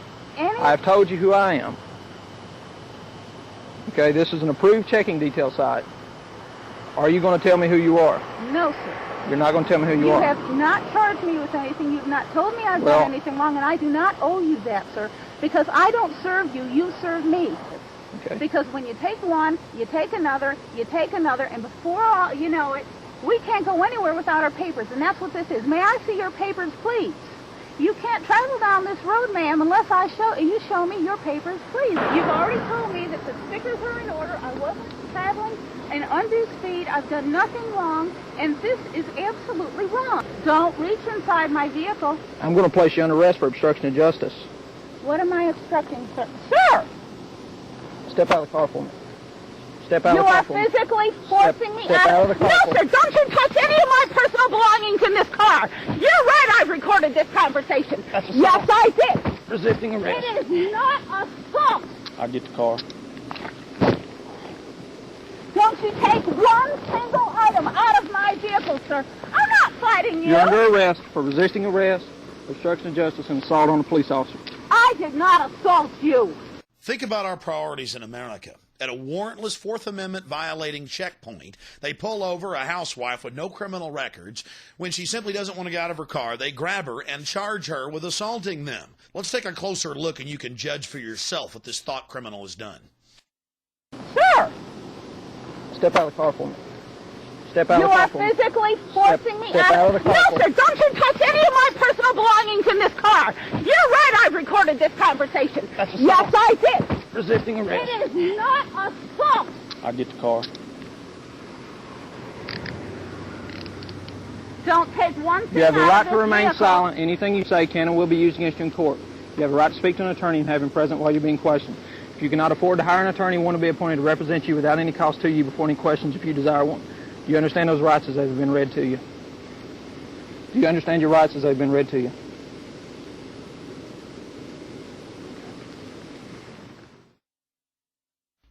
They're not concerned with our borders being wide open, the tens of millions of containers coming in each year that aren't even searched. No, they're worried about a woman on the side of the road and what she's reading, what she's thinking, what she's doing. This is the first-generation thought police right here in the United States. This type of activity is totally un-American. These officers should be ashamed of themselves. I want to see it there now. Strategies of submarine warfare. Hidden agenda. Called us up. Man, she's into this weird crap. Power Plays, Ruthless.com, The Bear and the Dragon, Patriot Games. Here's where things really get interesting as they begin to dig through her car and find what they consider subversive material. Well, I just will get a record started. Yeah. You don't ask her, you just want to get the next one. I want to get the next one. She's invoked her right to remain silent, even though she don't believe in our laws. Even though she don't believe in our laws, no, trooper, it's you that don't know our laws. You're the one that's overthrowing our Constitution, our Bill of Rights. Our country was founded on people not being stopped like criminals, like peasants and being searched. The right of the people to be secure in their persons, houses, papers, and effects against unreasonable searches and seizures shall not be violated, and no warrant shall be issued but upon probable cause. You wouldn't believe all the paraphernalia in here. I mean, look at this clipboard right here. Check me out. Comment upon voluntary nature of Social Security. It's a whole riot act on why you don't have to have a Social Security card to pay into Social Security. She's just anti-government, yeah. She apparently belongs to some kind of a clan or something. Militant group. Yeah. It's Dixieland Law Journal, Constitution Society. I mean, all kind of compulsory production of documents. anti-government, a member of the Klan for knowing her constitutional rights, for being a member of the Constitutional Society. The FBI training of our police has really paid off. I mean, this is... She's definitely studied on it, hasn't she? I'm telling you what is the truth. I wonder if I can keep that for any reason. Well, is it evidence of a crime? You know, if it relates back to obstruction of justice, I would say yes. I mean, I think obstruction of justice is... That would be the appropriate charge. Good. Yeah. And that relates to it. That's why she did it. I mean, it may actually... She may be the one that would want to bring that to court. I don't know. I don't know either. I mean, it'd probably be fine reading, but I'm not sure if I can seize it or not. Yeah, I know. I don't know that this is illegal. Exactly. I think she can read that all. Yeah. I think she can read it all she wants to. Now this, if they've actually outlawed that is, and I think they have. Abby Newman was vindicated by a jury of her peers and found not guilty of assault on a royal police officer and of resisting arrest. But they still tried to get her for simply invoking her constitutional rights. You heard them digging through her goods. Oh, look at Pocket Constitution. What are we going to do? And then look at this poor guy. This is one of my listeners. They pulled him over. The SWAT team attacked him. He was unarmed. They released a police dog on him and then held up 2 jumper cables on the news and said, look, pipe bombs. Of course, a month later, they admitted that all the charges were false, but that didn't stop them from having a little fun, a little manhunt. There's nothing like it here in the new Rome. America, it's time to wake up to what's happening. We're being treated like animals. Farrell Montgomery, one of my radio listeners, just pulled over, attacked for no reason, shot with 2 taser guns, and a dog attacked him. And then here's the Register Herald, big newspaper in West Virginia. Christians a hate group. They found out the FBI and law enforcement schools across the state, and it's going on around the country, are teaching them that Christians, period, are hate criminals, are part of a terrorist group if they believe in a second coming of Christ. And all this comes right out of the Project Megiddo report, where they list homeschoolers, gun owners, anybody that cares about freedom, anyone that believes in Jesus Christ, anyone that believes in a second coming. Again, where did the First Amendment go? Anyone that discusses a New World Order conspiracy theory. Well, you've heard world leaders say a New World Order throughout this documentary. Anyone that talks about a New World Order takeover. The evidence is clear. If you resist the New World Order takeover, you're being demonized as a hate criminal. Look, it lists homeschoolers as terrorists. Remember, if you say New World Order, you're a terrorist. It is a big idea, a new world order. Out of these troubled times, our 5th objective, a new world order, can emerge. Now we can see a new world coming into view. A world in which there is the very real prospect of a new world order. The President George Bush has talked time and time again about a new world order. And this is the best chance to begin to establish the new world order. One of my listeners in Missouri, a patriotic firefighter, sent us this footage of a FEMA commando demonizing the founding fathers and Christians to a group of police and firefighters. What are Christians and patriots? The new Jews? You're damn right, because think about the Christians, okay? Do you accept Jesus Christ as your Lord and Savior? No. What did they do? They took your head off. They beheaded you if you didn't accept Jesus Christ as your Lord and Savior. See, this is reality. Yeah, they're terrorists, but the bottom line is to them, they are not. Now, why is that important to understand? Because they are as committed to their cause and to their way of life as you are yours.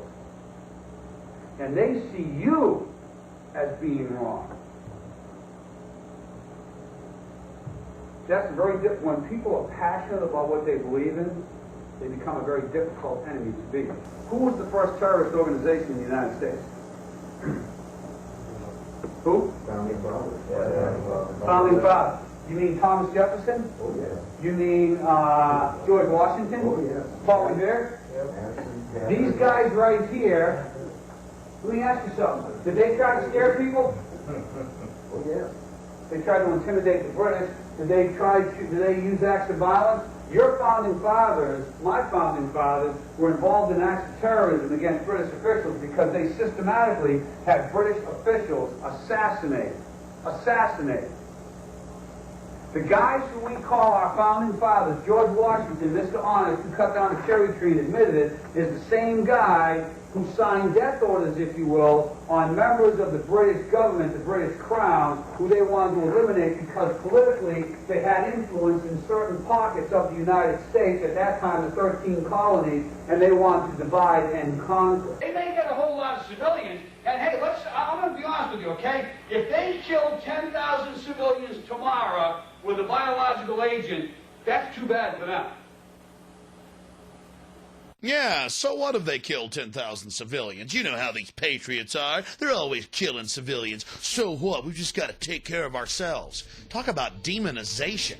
If anybody's going to kill 10,000 civilians, it's the feds. All the evidence shows it's the feds killing people, 3,000 plus at the World Trade Center and Pentagon. Here's Bush signing the USA Patriot Act that literally eviscerated the Constitution and Bill of Rights. Section 213 delays warrants. It means they can sneak in your house for any reason, take whatever they want, and never even tell you they were there. But you're like, oh, that's okay. There's a sunset clause. Well, if you look at that subsection, all of the key areas that violate your constitutional rights, there are no sunset provisions. Out of 1,016 sections, 802 has to be the most frightening. You see, the definition of domestic terrorism is anyone that is involved in acts dangerous to human life that are a violation of the criminal laws of the United States or of any state. Under their definition, jaywalking is now a terrorist action. This is an absolute outrage. The people that pass this legislation, in truth, are the real terrorists, the real criminals engaging in sedition against our constitutional republic. Congressman Ron Paul said that none of the Congress was allowed to even read the bill, and threatened by the White House that they wouldn't be patriots if they didn't sign it. He said the founding fathers revolted over much lighter forms of tyranny. Unfortunately, we may not always be able to tell you why that agent or agents are knocking on your door. Is there a chance that some of your civil liberties may slip while we guarantee the security of this country? Maybe. Maybe. Slimeball FBI agents like Steven Steinhauser are all over the country in huge meeting halls telling people they've got to give up their liberty for security. Now we're seeing urban warfare teams pop up in major cities and small towns alike. They like you to believe that this is some new phenomenon that they have to do since September 11th. We're about to go into the evidence of what's been going on in the last decade here in the United States. How they were training the cadres, the groups of officers, to go out and train the massive troops for a total militarized takeover of the United States of America in the name of protecting the population from enemy terrorists. In truth, the military's been training to attack the American population. Back in 1999, Texas got hit by 6 black helicopter raids, police stations on fire, military checkpoints, mayors throwing them out of their cities, police chiefs going public. We had Czechoslovakian troops running around firing automatic weapons. And this was not a drill. This was to condition the public, to acclimate them to accept the military with foreign troops working with our local police. You're witnessing actual footage of Delta Force troops, U.S. Special Forces with Czechoslovakian troops running around in downtown Kingsville, setting fire to local structures. I thought black helicopters didn't exist. From Fort Bragg? Yeah. Delta Force? Yeah. Looking out your window and seeing unmarked helicopters and troops dressed in ninja black suits with assault rifles, it's kind of spooky. But that's the point of the operation. It's to train the public, the police, and the military that all of this is okay. The military can engage the population. Now, here's the mayor of Port Aransas, and he was extremely upset. Then we'll talk to a police chief of San Antonio. Nobody wants to get in their business, but we ought to be able to answer questions, especially when they're, flying at dangerously low levels and alert the citizenry. The chief of police of San Antonio refused for 2 years to let Delta Force take over the city. When he refused, they just did it anyway. They don't care about local authorities. Approached me and get me to change my mind. Well, then, when we said no, then some elected officials were contacted to bring pressure to bear. And then offers were made to give money, cash money, to elected officials' charities if they could get us to change our minds. I mean, as one of my deputy chiefs said, in some circles that's called bribery in and around the San Antonio area, but we don't do them here. Next day, I'm still getting contacted by various officials. I mean, they never would take no for an answer. So they weren't respecting your jurisdiction? They were not respecting our jurisdiction. I don't think they respected our decision to go into predominantly minority areas of the city where we had vacant warehouses and buildings and try to do those types of exercises at those locations in the middle of the night. Oh, I'm sorry, middle of the night? In the middle of the night. You know, sometime between 9 p.m. and midnight. You know, I mean, people become frightened. And we do a lot of our decision-making on experiences that have happened in a lot of other cities. We were very concerned with some things that have happened over there, and we didn't get any real good, clear answers. So they were being secretive about it? Very secretive. We're just curious about Army Special Operations from Fort Bragg coming here, Delta Force. And we'd like just basically to ask some questions about was the public informed beforehand? Are y'all aware of the 10th Amendment and posse comitatus and things like that? No, I'm probably not aware of the 10th Amendment, but I made the decision not to inform the public. He made the decision not to warn the public or the emergency managers or the police when 8 black helicopters slammed into the town. Here's the chief of police in Alice admitting foreign troops. Government is training other so-called friendly countries, or? They are training friendly countries, and I'm not at liberty to give you their names, but I know that they are. And they were there in Alice, or a couple weeks ago. There was some present, yes, sir. The foreign troops were there. Now the NATO aircraft are in our skies, and they get to burn out police stations 3 days after the police pull out.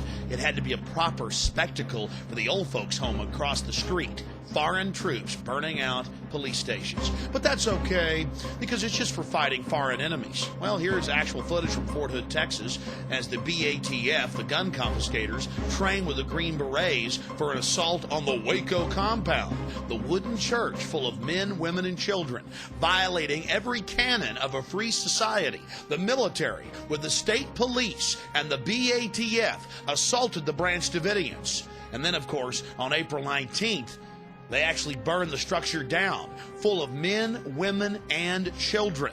The training, the assaults on the population have been going on for over a decade here in the United States, and the death toll is climbing. What's happened to our special forces? What type of cowards have they been twisted into that they go out and attack American citizens, wooden churches full of men, women, and children, and then slough it off as if, oh, well, they're just a bunch of cult members? Whatever happened to live and let live? And whatever happened to the federal law barring troops from assaulting civilians? Whatever happened to the 1878 law, posse comitatus? Unfortunately, it was flushed down the toilet a long time ago. Well, here we are in Northern California in Oakland, and Marines have come in for Operation Urban Warrior, what should be deemed Operation Desensitization of the Population. And they have their role players, they have their fake camps set up, you name it. We're going to take you in and show you what's happening. Attention, attention, attention. American forces are here to help. Remain calm. We will not tolerate civil disobedience. Attention, attention, attention. American forces are here to help. Please remain calm. We will not tolerate civil disobedience. I've made 2 documentary films about the police state and been to dozens of these military training operations where they hire hundreds of role players to beg and scream, "We're Americans, please don't put us in camps, don't take our guns."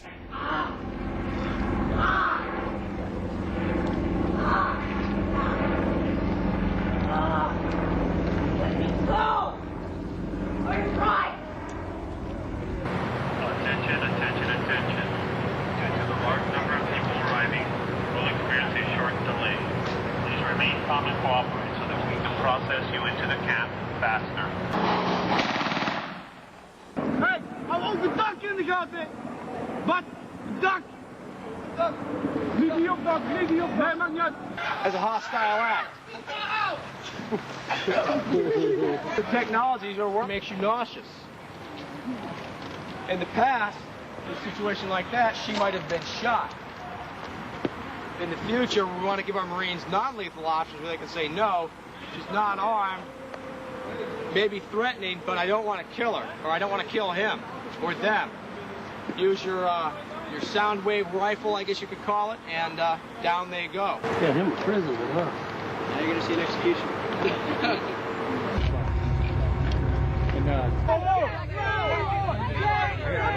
Come on, you got it. I'm an American. Take care. Let's go. Let's go. People dying in line. One more.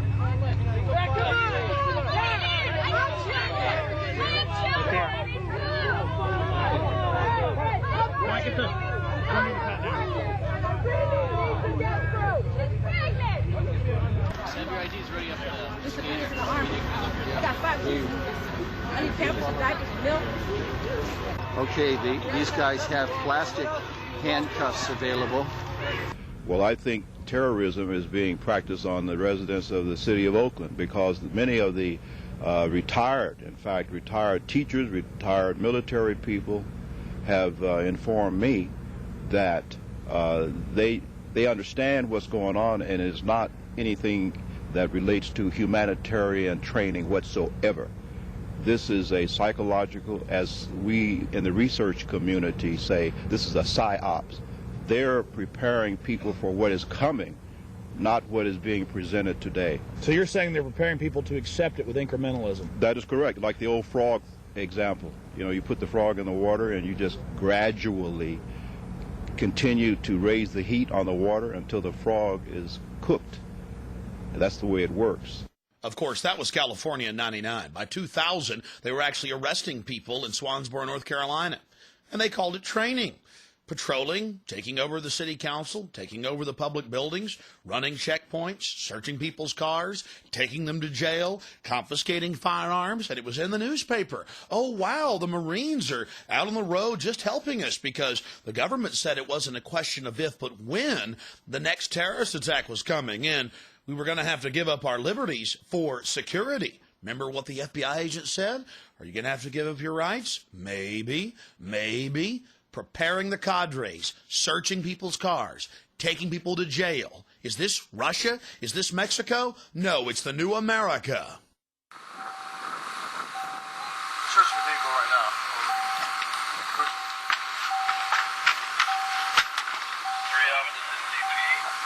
Copy your last. Stop the vehicle. Have 2 male detained. Keep us abreast of what is going on with the situation. Copy. Roger, I copy. Well, I'm glad the Marines are learning how to do their police work, and, well, here's 2 of the troublemakers now that they've apprehended. We showed you California in '99, and, of course, what was happening in North Carolina in 2000 in Swansboro. This is Hebron, Maryland, back in 1998, where they had the children running around in these little white T-shirts, and they were publicly training them to go around and find out where the gun owners were. We interviewed the commander of the Marines, and he admitted they were doing house-to-house searches with volunteers for weapons sweeps. When we talked to the Marines on the ground, they admitted that this was for a domestic takeover, to fight domestic insurgents, patrolling America, taking over the city council, taking over the town hall, working with the local police, total acclimation, total integration, total downtown Moscow, USA. And, of course, they had an obsession with the youth. Large gangs of young children roving around day and night with the police and the Marines looking for the insurgents. And, of course, there were hundreds of them marching around in plain clothes. America needs a secret police, don't we? Understand, this goes against the very grain of what it is to live in the United States. And I'm not against our police or our military. Think tanks, psychological warfare, psyops experts have created a program of incrementalism in the last decade that has brought us to this point in America. And now since September 11th, they have their pretext, their excuse to roll the troops out en masse. They've announced it in the Washington Post. United States Army, 365+ thousand of them to patrol our highways. Imagine Marines in your backyard, in your front yard, walking down your streets in the middle of the night. Well, you're a patriot, aren't you? Well, I certainly am, but this is a deadly, dangerous precedent that's being set. They're brainwashing our military. Now, if they had nothing to hide, I'm a little confused by their actions. The police began to get more and more aggressive as the night wore on, simply because this average Joe Q citizen was trying to catch some videotape of the bizarre activities. Oh, nothing. I just said I didn't have it on then anyway. I was talking to you. I didn't have it on.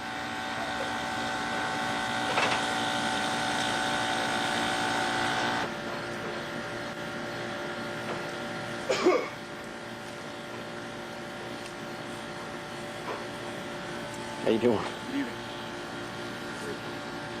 What's that? It's a good evening. How you doing, Nelson? Very good. Yourself? How you doing? Not bad. Were you the same guy that was here earlier? Here's an article from February 2002 as we make this documentary. Marines are occupying multiple cities in the continental United States. And yes, they're engaging in strategic deception against the population. Jenny Holbert, the Marine Corps Warfighting Laboratory spokesperson, told the public that, oh, this is the first time we've done something like this. It's very unusual. We've never been in an American city. We've never done urban warfare training in an American city before. Oh, no, just a couple hundred times. With the local police, again, searching houses, searching cars, doing a mock takeover. The Army War College called for foreign troops to occupy the United States back in 1999, and now George Bush has actually done it. That's an article from the CBC. They want hundreds of thousands of foreign UN troops on our streets. You're not for the terrorists, are you? And they want 350,000+ U.S. troops to, quote, patrol the U.S., to patrol our highways, our neighborhoods, our communities. In total violation of posse comitatus. They admit that they're actually scrapping the law prohibiting troops. Not that it even matters, they're already militarizing our police. Our team was in Swansboro, North Carolina back in 2000. In February of 2002, 2 Special Forces trainees were killed by a sheriff's deputy. You ask why? They were trying to disarm him. They were trying to take over local law enforcement. This is the new type of training that our military are being given to overthrow the civilian government, the elected government, right here in the United States. And shockingly enough, there were actually 2 cases of this in the same week in North Carolina where they were being trained to overthrow the civilian government. Over to your right also! This looks like a gaggle, Mr. Wright. Get these lines straight out! Straighten it out! Just to your right! Is your group ready? Sir, yes, sir! Sir, group prepared and ready to go, sir!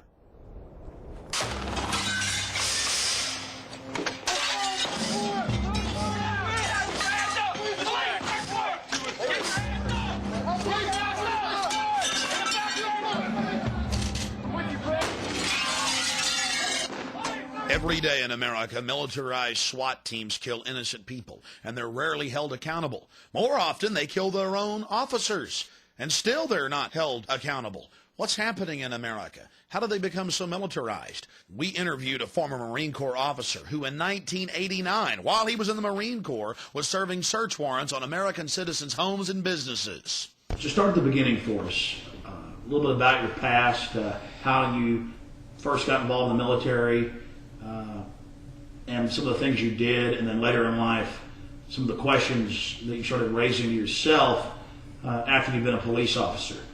Okay. I started out, I joined the Marines, tested real high on the ASVAB, which is the Armed Forces Vocational Aptitude Battery. Did real well in that and was a MP 5800 military police. From that, I was sent over to various duty stations. I still had an interest in civilian law enforcement, so I was able to take part in joint military police and civilian police exercises.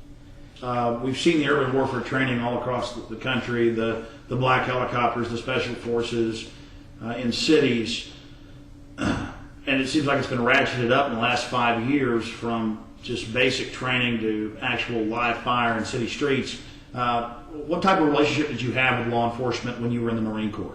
Very cohesive, a lot of interaction. 1988 and 1989, like I told prior, I helped assist in 3 search warrants. A lot of entry team operations, giving civilian law enforcement advice and critiquing how they're doing that, to raid such as crack houses or supposed terrorist organizations as far as multiple entry points of a home, whether it be through the roof, the windows, and front door, or a combination of all at the same time. So you were actively, as a member of the United States Marine Corps active duty, out with civilian law enforcement serving search warrants to homes? That's correct. All right. There weren't missions, they were called exercises, but it was actual with real, what we call combatants, real live. It was the real deal, helping execute search warrants. Late 80s, I've actually been on point with an MP5, and I was not in a police uniform. I had a police flak vest on and a police jacket and black BDUs. And these were obviously drug dealers? One, maybe. What were the other raids concerning? Pawn shop owners. One was a pawn shop owner, and the other was for a joint working with ATF. As a member of the Marine Corps, David, you're telling us you raided a civilian business with the BATF going after guns? It was the business owner's home. Oh, the business owner's home. The homes were civilian homes and some upper middle class to white collar homes. One was a warehouse facility. Later on in life, you got out of the Marine Corps, you got into law enforcement. Is that when you started asking questions once you learned more about the civilian role? Towards my end in law enforcement, when I started getting discouraged with it, yes, that's when I started quitting. But when you're younger and you're trying to achieve, and you got all the fancy jewelry on and all the badge and the car with all the nice decals and lights, and you're disillusioned by a lot of different things once reality hits. And just the way law enforcement's changed a lot. It's changing a lot. How has it changed? How people perceive law enforcement is more of an occupying army than somebody that's there to be part of that community and help that community. Like I said before in the prior interview, that before people knew the law enforcement officer that patrolled their neighborhood or could go down to the city police department and ask for help, where now it's more of a you're making trouble for yourself by going to report a crime, or just the perception that people have of law enforcement. Now, don't get me wrong, there's some great cops out there, some of the best, and they're still there doing the job, and there's new one comes up there doing the job. But for the most part, it's treated like a occupying army. You're seeing a lot more of the training of putting distance between yourself and the people you're trying to protect. The new rules of engagement, an us against them mentality. Peace officers are defenders of the people. You bring them a hot cup of coffee, a slice of pie. They help you get the cat out of the tree. That was the old days, before they became the military and then merged with the military. That's before they started patrolling our streets and running our country. That's before the Second Amendment was under attack and, frankly, almost gone. That was before the government started shipping in the heroin and the cocaine to create the societal crises. That was before black helicopter raids in late 2001 on St. Louis. Don't believe us? Call somebody who lives in St. Louis. Of course, then there's the Department of the Army document they gave us back in '99 on the side of the highway at a military checkpoint, where they say, give us a call, local police departments. We'll serve search warrants on your citizens' homes. We'll shoot them. Our response area is in 77 counties. We're responsible for 77 counties here in Texas. Oh, really? So if a local PD needs support, they'll call us. You're saying there's some people here that we're not allowed to film. Right. There's some people here that we would ask that, well, hang on for a second. Why would you want that on camera? Well, because we want to expose the secret police. We want to expose how you're working with the military, how you're running checkpoints on I-35 in central Texas. And it's going on in Iowa, it's going on in Tennessee, the gun confiscations, the SWAT team raids, the fake attacks like this one. On Saturday, May 12th, at approximately 8:50, an explosive device went off in the Bell County Annex in the 500 block of East 2nd Street in Belton. The Belton Police Department responded to that, as well as the Belton Fire Department and the Belton EMS. The Belton Police Department is currently investigating the cause of the explosion. The explosion took place on the east end of the building, causing several casualties and injuries. The police department has secured the scene and requested assistance from the Fort Hood Delta team in a psychological warfare program against the people of Central Texas. The whole attack was fake, but they told the public it was real. Again, all part of merging the military and the police. That's my truck right there. That's good. Get back over there, get clearance to go back through. Were you at this scene in Temple? No, Mike was. I was. Mike was. Yeah. So he put me on the internet. No, I didn't. Who put me on the internet? Well, we put it on. Do you have a problem with that? Yes, I do. Well, it's not me because I don't have anything. We to put do it with on TV, and then yeah, it's been on TV. Okay, because there were pictures on the internet, and somebody put them on there without my permission. Well, my you got to face. contact whoever did it. Okay. Yeah, but that's news. But you're public. You're public. Yeah, it's news gathering. Yeah, once you're in public. Once you're in public, I can turn the camera on right now and say, "Hey, I'm gonna put you on TV." The scary part was, just for asking questions, the police and military were angry at us. We were bad. We weren't going along with creating hysteria. 20 EMS workers have been, or rather DPS workers have gone on ambulances to area hospitals. Some of them have been treated and released now. The rest are in stable condition. EMS tells us another 5 drove themselves to area hospitals, and then they checked out. About 161 people here on the scene. In 2000 alone in Austin, Texas, there were 8 separate fake bio attacks. They even had a fake nuclear spill and shut down I-35 and called out the National Guard. A couple weeks later, they quietly announced, oh, it was just a drill. But you should have seen the psychosomatic response of the people. Suddenly, hospitals would be jam-packed. The population was buying it. Stage management bid, it's absolutely fake. Stage management bid, it's absolutely fake. Stage management bid, it's absolutely fake. This is completely fake, ladies and gentlemen. It's absolutely fake, and you know it. This is a fake psychological warfare program against you. Psychological warfare. Right. Thanks. Awesome. We're going to fight the New World Order.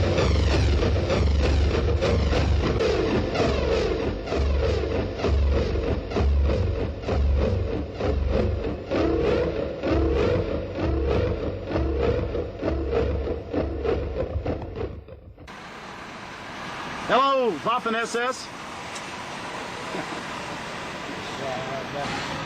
Get it on. I got it. Get the searchlights. Yeah, roll, my friend. Jawohl! We all thought this couldn't happen here. It was only Russia or Nazi Germany. But incrementally, they trained us to accept it. Now we have to learn to say no and get in their face. We have dignity. We're human beings. Government's taken over in a parasitic fashion. Did you ever think you'd see the government talking about torture and lauding the virtues of it? Well, now it's actually happening in hundreds of publications. And if you're not for torture, you're with Al-Qaeda. Why, even phony liberals like Alan Dershowitz have been publicly peddling it, telling us it's time for us to reassess our laws and accept torture. But for the terrorist, of course. But the evidence shows that we are now the terrorists. They talk about using cattle prods and rubber hoses on people. And who's going to do the torturing? FEMA, the Ministry of Love. And that's the Federal Emergency Management Administration. All those years we warned people about FEMA. You could read the federal documents. Roundup plans, concentration camps. People laughed at us. Then came Seattle. They put 500 of the peaceful demonstrators in a FEMA camp, the Sand Point FEMA camp. We woke up one morning in Austin, Texas, and found a concentration camp in our own backyard. How did they fix it up?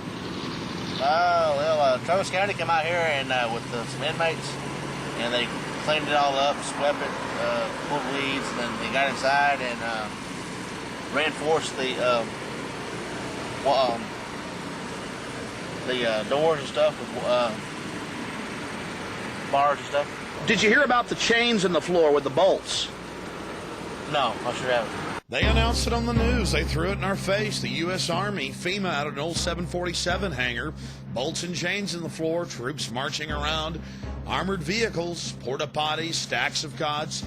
Long before the September 11th attack, they were going to take good care of us. But of course, after the attack, even the Washington Times reported George Bush enacted 500 dormant legal clauses, provisions allowing censorship and martial law, force roundups. Then they have the model state's health law, where they're allowed to put us in sports stadiums or aircraft hangars and, quote, shoot old women if ordered to do so. The Model State Emergency Health Powers Act. Most of the 50 states are now passing it as we make this film. And it is a Adolf Hitler wish list. They talk about how to deal with the millions of dead bodies, how they're going to round us up, how to herd us into compact cities, how to use slave labor at the different federal camps, and how they've already been doing it since 1989 at 12 different Army bases. They just got done classifying that, by the way. You can go to the Army's website and read about it. You see, a lot of things have been going on in the country you didn't hear about. They were busy building FEMA camps and getting you ready to go into them. Then they've got bills like H.R. 2977, where they talk about different mind control systems they have, different ultra-low frequency mind control devices that can make you become sick or even kill you or make you do what's required of you.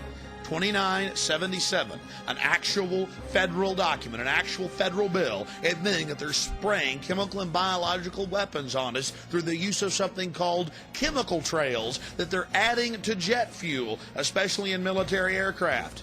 And then if you go to law enforcement catalogs like Schomer Tech, the biggest law enforcement military catalog out there in the world, they have the sonic nausea system, the supersonic nausea system, where they brag that police have been using this for years to manipulate and stop political speeches. It can make a whole crowd get sick, and they can't even hear it. Then ABC News reported the Kokomo hum, an entire town of people becoming ill from the ultra-low frequency attack on a mass scale. Now let's see how they're indoctrinating our children, Soviet style. You can give information without having to give your name. If you guys have all the information that I need. You guys can get paid for good tips anywhere from up to $200. You'll sign this card, you'll get one of these membership cards.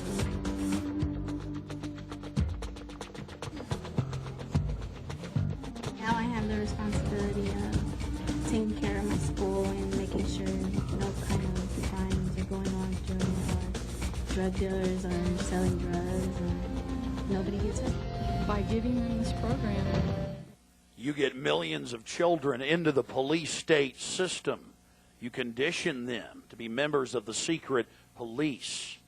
You destroy the very fabric of America, and you pay them $200 every time they turn someone in, including members of their family. It's incredibly painful to see how far America's slipped. They've got dozens of different names for these programs, but they're all the same. Wave, Save, Dare. It has nothing to do with drugs. Government ships the drugs in. That's public knowledge. It's about creating a whole generation of government snitches, of secret police, of East German Stasi. They give the children discount credit cards, toys, CD players, sometimes thousands of dollars to turn their parents in for, quote, owning firearms. I've seen the handbooks when firearms aren't even illegal. On third row, stand up, face me, walk to the doors backwards real slow. More importantly, it's about training your children to be prisoners. They have ID cards to buy their lunches, thumb scan in many cases to get their lunches. We'll cover that later.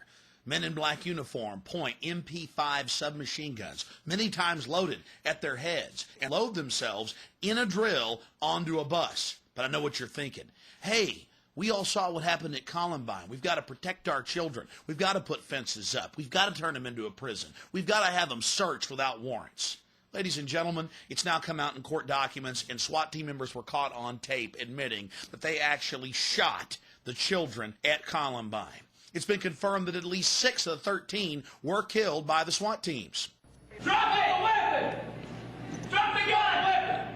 Sadistic predators across the nation get to enjoy abusing, traumatizing children as young as 6 years of age. Men in black uniforms yell and scream and cuss profanities at them that we've had to edit out here as they beg and cry and plead. They're then loaded on the buses and, yes, taken to a local jail. Drug around like filth, like garbage, like criminals. A whole generation learning how to be slaves, learning how to bow down and beg and put their hands behind their head when the ring race, the Dark Lords appear. 54 children died in the year 2000 in high school football accidents. 52 died in school shootings, and many of them died at the hands of SWAT teams. Take Fort Worth, Texas, where Cop of the Year in a SWAT team drill at a school was shot in the head by one of his comrades. Again, these people are shooting their own officers in the head. Again, don't forget in Fort Worth, they shot their own officer in the head at a school. Just a few weeks ago in Detroit, they shot a kid in the face in one of these so-called drills. Situated on over 16,000 acres of farmland, Heartland encompasses Heartland Community Church, a non-denominational organization founded on the model given in Scripture of a New Testament church. Heartland is home to one of the finest Christian academies in the country. Covering grades K through 12, Heartland Christian Academy provides top-quality instruction, facilitated by the latest in educational technology. The Heartland Recovery Centers serve both women and girls, and in separate facilities, men and boys. Heartland Christian School has an incredible track record for reforming troubled youth. That's why Child Protective Services swooped in and kidnapped 165 of them without a warrant and never even charged anybody, and were later forced to release all the children. There's hours of horrible video as you see the children just filled with terror. You guys put anything! You guys put me doing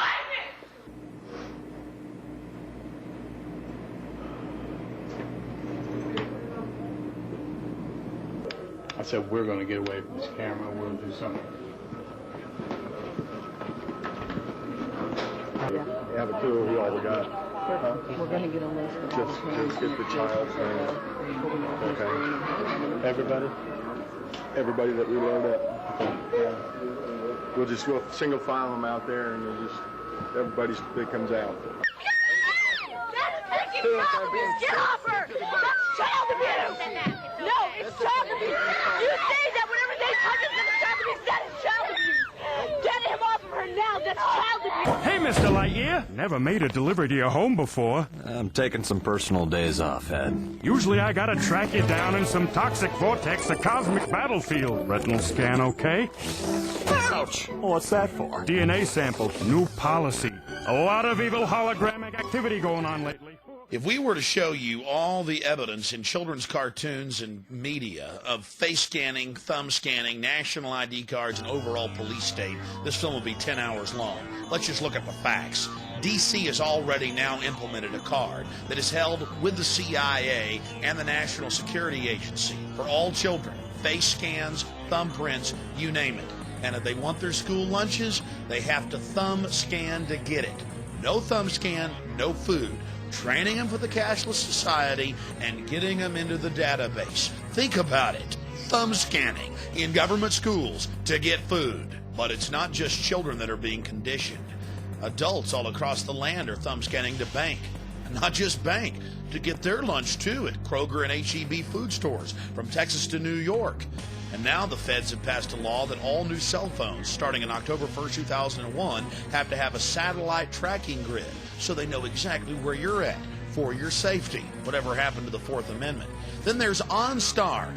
The federal government is in talks with the states to force everyone to have an OnStar-type tracking system in their car for tracking as well as taxation purposes. Private companies are racing ahead to implement this Big Brother system. $450 fines from rental car companies for going 1 mile over the speed limit. And that's if you pass the thumb scan to get your rental car. We saw all this coming back in '97, and I got arrested protesting it. The media is talking about thumb scanning to travel. You're working with the foreign banks and the military-industrial complex. This is all their idea. Read the Military War College from 1968. They planned this. And just because you lay around doesn't mean it's not true. Look at all this. Alex Jones is now in an Austin jail, and he'll face a disorderly conduct charge, which mysteriously disappeared off the books. They didn't want to create a court case where I could challenge them for violating my God-given rights. Now here's Dan Rather talking about what they have planned for you and your family in the new police state America. Nonviolent offenders who don't even have to be behind bars. They could be closely tracked by a global positioning satellite that can spot them down to a few feet. Electronic boundaries like those we impose on pets could be set up for these inmates, and surgically implanted electrodes could even shock them until they return to where they're supposed to be. One thing we could implant would be a subliminal implant. In other words, basically messages being typed into the subconscious constantly. Do the right thing, do what's required of you, be a good citizen, don't disobey the law. Well, this slug would love to make you do what's required of you and cram you in a supermax prison. Our prison population's jumped to 6.5 million in the last 2 years. Now they're talking about robots controlling us and implanting the entire population with microchips. Or you're for Al-Qaeda. Oh, we're crazy. We're making it up. They'd never peddle microchips, would they?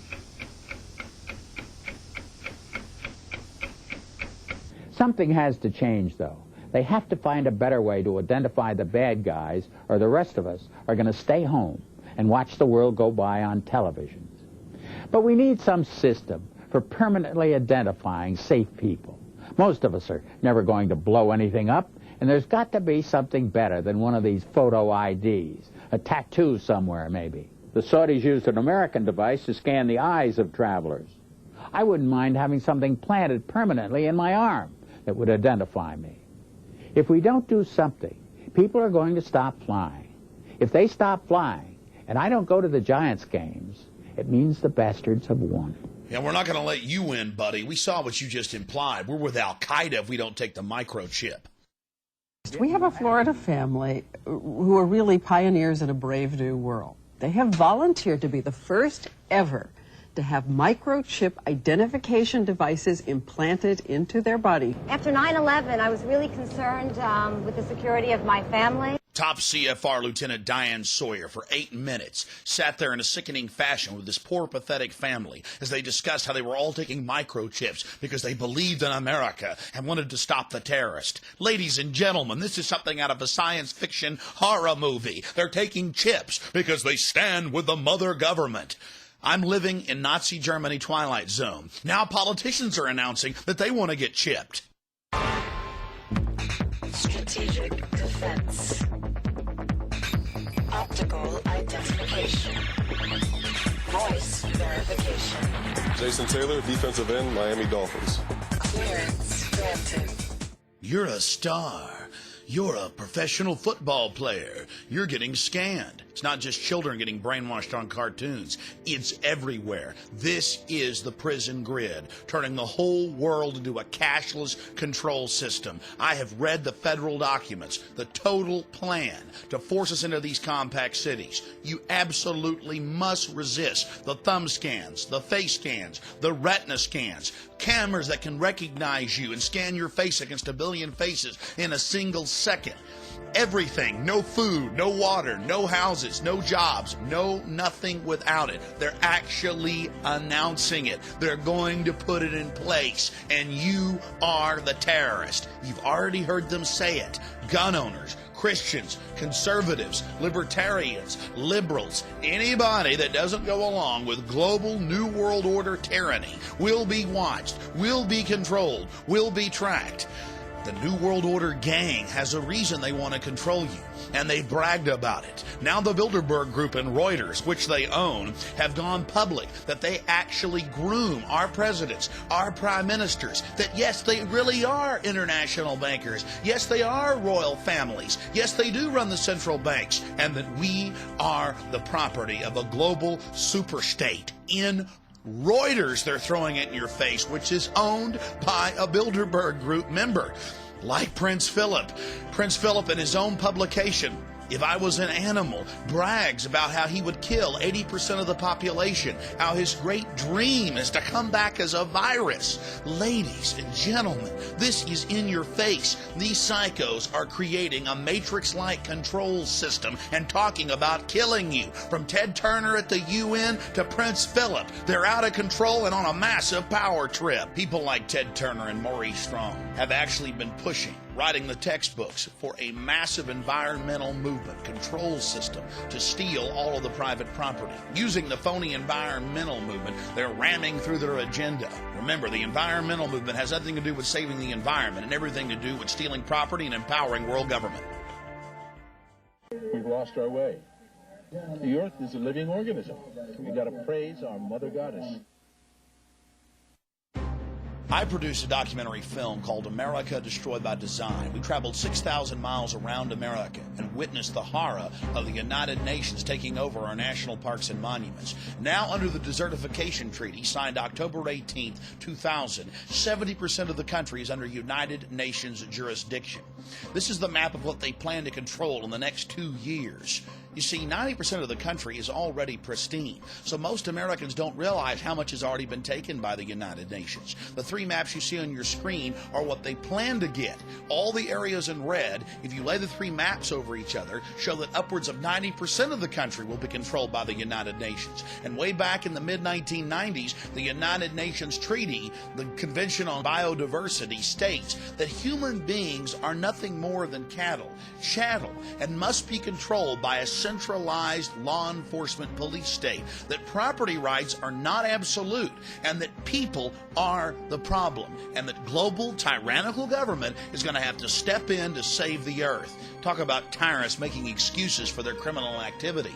It then goes on to talk about chicken little debates about how there's going to be global warming and the sky is falling, and if they don't get rid of 80+% of us, we're talking about 5+ billion people, that the earth is going to die. Then the UN talks about how we must all be reduced to the level of peasants or there won't be enough resources to go around. Talk about a rationale for slavery. Then they brag about ancient societies using infanticide, human sacrifice, homicide, and feuding, and other horrible practices as a way to control population and how it's good. The Burmese army killed 2,000 people and drove 30,000 from their homes to make way for a United Nations environmental sanctuary. Then they discuss how they could murder half the world's population by restricting fertilizers. This was written by psychotic murderers. The documents already talked about human sacrifice. Then they get into how ancient societies used the environment and considered it to be holy, and how Christians cut down the sacred groves where they engage in their special rituals that help maintain and replenish nature. Then there are the mysterious Georgia Guidestones owned by Illuminati leaders that actually talks about reducing the world population by 80%. That number we heard from Prince Philip and Ted Turner so many times before. How they must maintain the population forcibly at 500 million. And now, in recently declassified government documents in Australia, we learned that world-famous microbiologists, Nobel Prize winners, were actually planning to release biological weapons to reduce an overpopulated world. The revelation is contained in top-secret files declassified by the National Archives of Australia. I challenge everyone to read the Nightmare Kyoto Treaty. A total United Nations takeover of the world's energy supply, a huge taxing mechanism to control the populations of the planet Earth. And the science behind it? There is no global warming. We have a regular 12,000-year cycle with 100-year subcycles. Then they have their chicken little scenario of ozone thickness, using fear to get control of the resources. Then they have their human waste reclamation centers, their centralized, federalized, socialized healthcare systems, so they can cover up the mass poisoning of the entire population. Fluoride, a known deadly toxin that causes cancer, severe bone fractures, you name it, retardation of children. Talk to the Nobel laureates that have exposed it. It's being crammed into the water worldwide. The amount of solid scientific evidence that fluoride kills is now overwhelming. Those that oppose it are flat earthers, denying the facts of what's happening in our society. Aspartame, the taste that kills. To call aspartame a poison is doing it a favor. According to the scientists and brain surgeons I've interviewed, this is one of the biggest killers in the United States today. It's in over 9,000 foods. Everything from cancer viruses to squalene and mercury has been found in vaccines. The entire vaccine supply is contaminated. And what is the government doing? Mandating more and more injections of our children. Truth is stranger than fiction. Elites throughout history have always sought to control their peasants, control their serfs. And now the elite has almost unlimited technology. They know that breakthroughs have already occurred that will allow them to have extended lives, perhaps eternal lives, with the help of the cybernetic interfaces. The globalists, and they talk about it in their own policy papers, are not about to allow you and your family to have access to this. They're going to herd you into the reservations. They're going to control you with the new advanced technologies that they're totally obsessed with. They're going to exterminate 80% of you, and then they are going to live like gods on a Mount Olympus. My friends, it's in the policy papers, it's in the documents, and in a film coming out at a later date, I will expand on what their final plans are. But it's actually on the record. Use your common sense and resist them. You've seen the historical record. You've seen the facts of government-sponsored and controlled terrorism in the final decades of the 20th century, going into the new millennium in 2001. This is a call to arms, a call to the information war to wake up your friends, your family, people in your community, your churches, your universities, your schools, and to realize what we're facing. My friends, the evidence is absolutely overwhelming and cannot be denied. All you need to do is check out all the information we have presented here. Look at elites throughout history. Their pleasure, their enjoyment is feeding upon populations, controlling them. We're dealing with control freaks. You have to learn about human history. You have to look around you and study the systems of power that surround you and get outside the paradigm, outside the box, and educate yourself on these facts. Then you need to begin to educate others and to resist this system. And whatever you do, never turn in your firearms. We're trying to fix these problems peaceably, but we do have every right to defend ourselves and our families from this tyranny. Because you see, this is a warning to everyone. If we are unable to defeat this New World Order, the terror attacks are going to escalate. They're going to get worse until the United Nations program for an 80% world population reduction is actually realized. So you have to study this. You have to look at the facts. You have to get out the word. You have to make it the issue in your community if you're going to defeat this system. More terror attacks are coming, and it's up to you to get the word out of who's behind them. Because by doing that, we're able to shine the spotlight on these creatures and show how they're using it to get more power and control, and then they lose the power they have over us. No longer are they our loving saviors just taking our rights away for our best interest. They're the bloodthirsty, evil tyrants that they are in the minds of the men and women out there. And then their illusion is shattered. But if you don't shatter that illusion of control, it's over for America. It's over for the world. And it means absolute, total dehumanization. We need Paul Reveres all across this country, black, white, old, young, to fight for this republic and against these slave masters. God bless you all.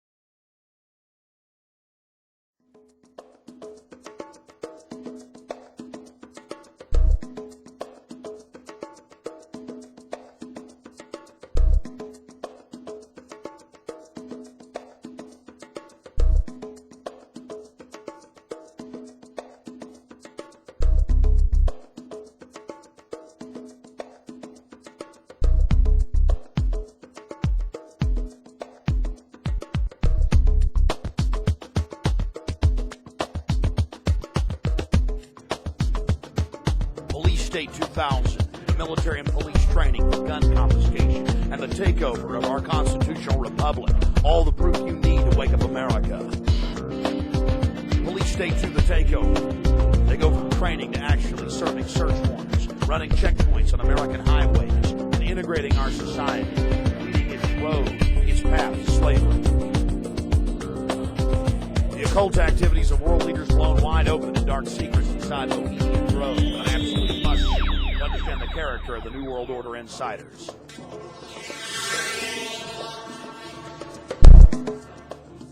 America destroyed by design.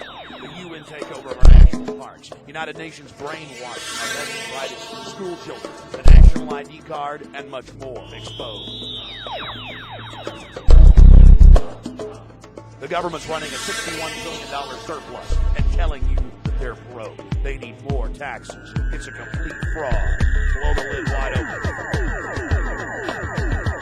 America, wake up, wake up. An A to Z expose of government corruption and how to take it back to the enemy. How to get in their face and stand up for your rights.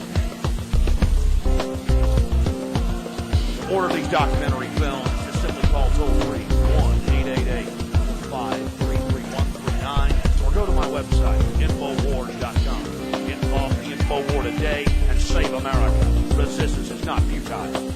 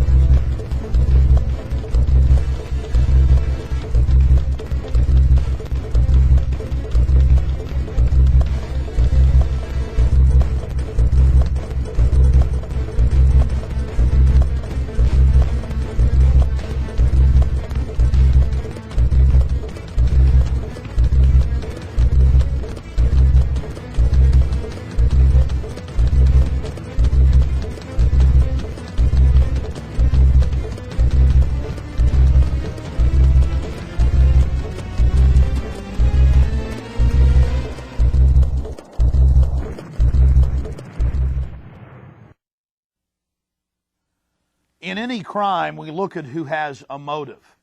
And clearly, the oligarchs that run the New World Order world government system have all the motives, everything to gain.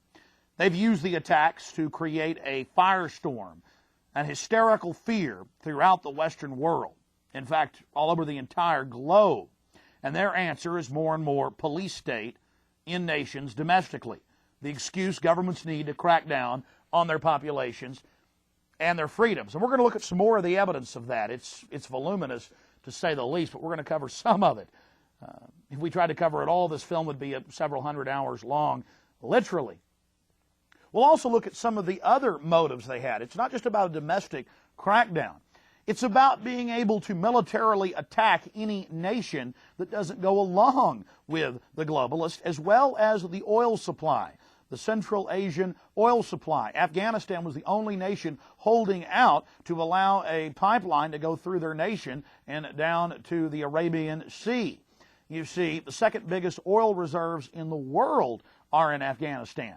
But not just oil and not just pipelines. Don't forget that over half of world poppy production, that is opium production, that is the derivative of heroin, or that you get heroin from, is produced in Afghanistan.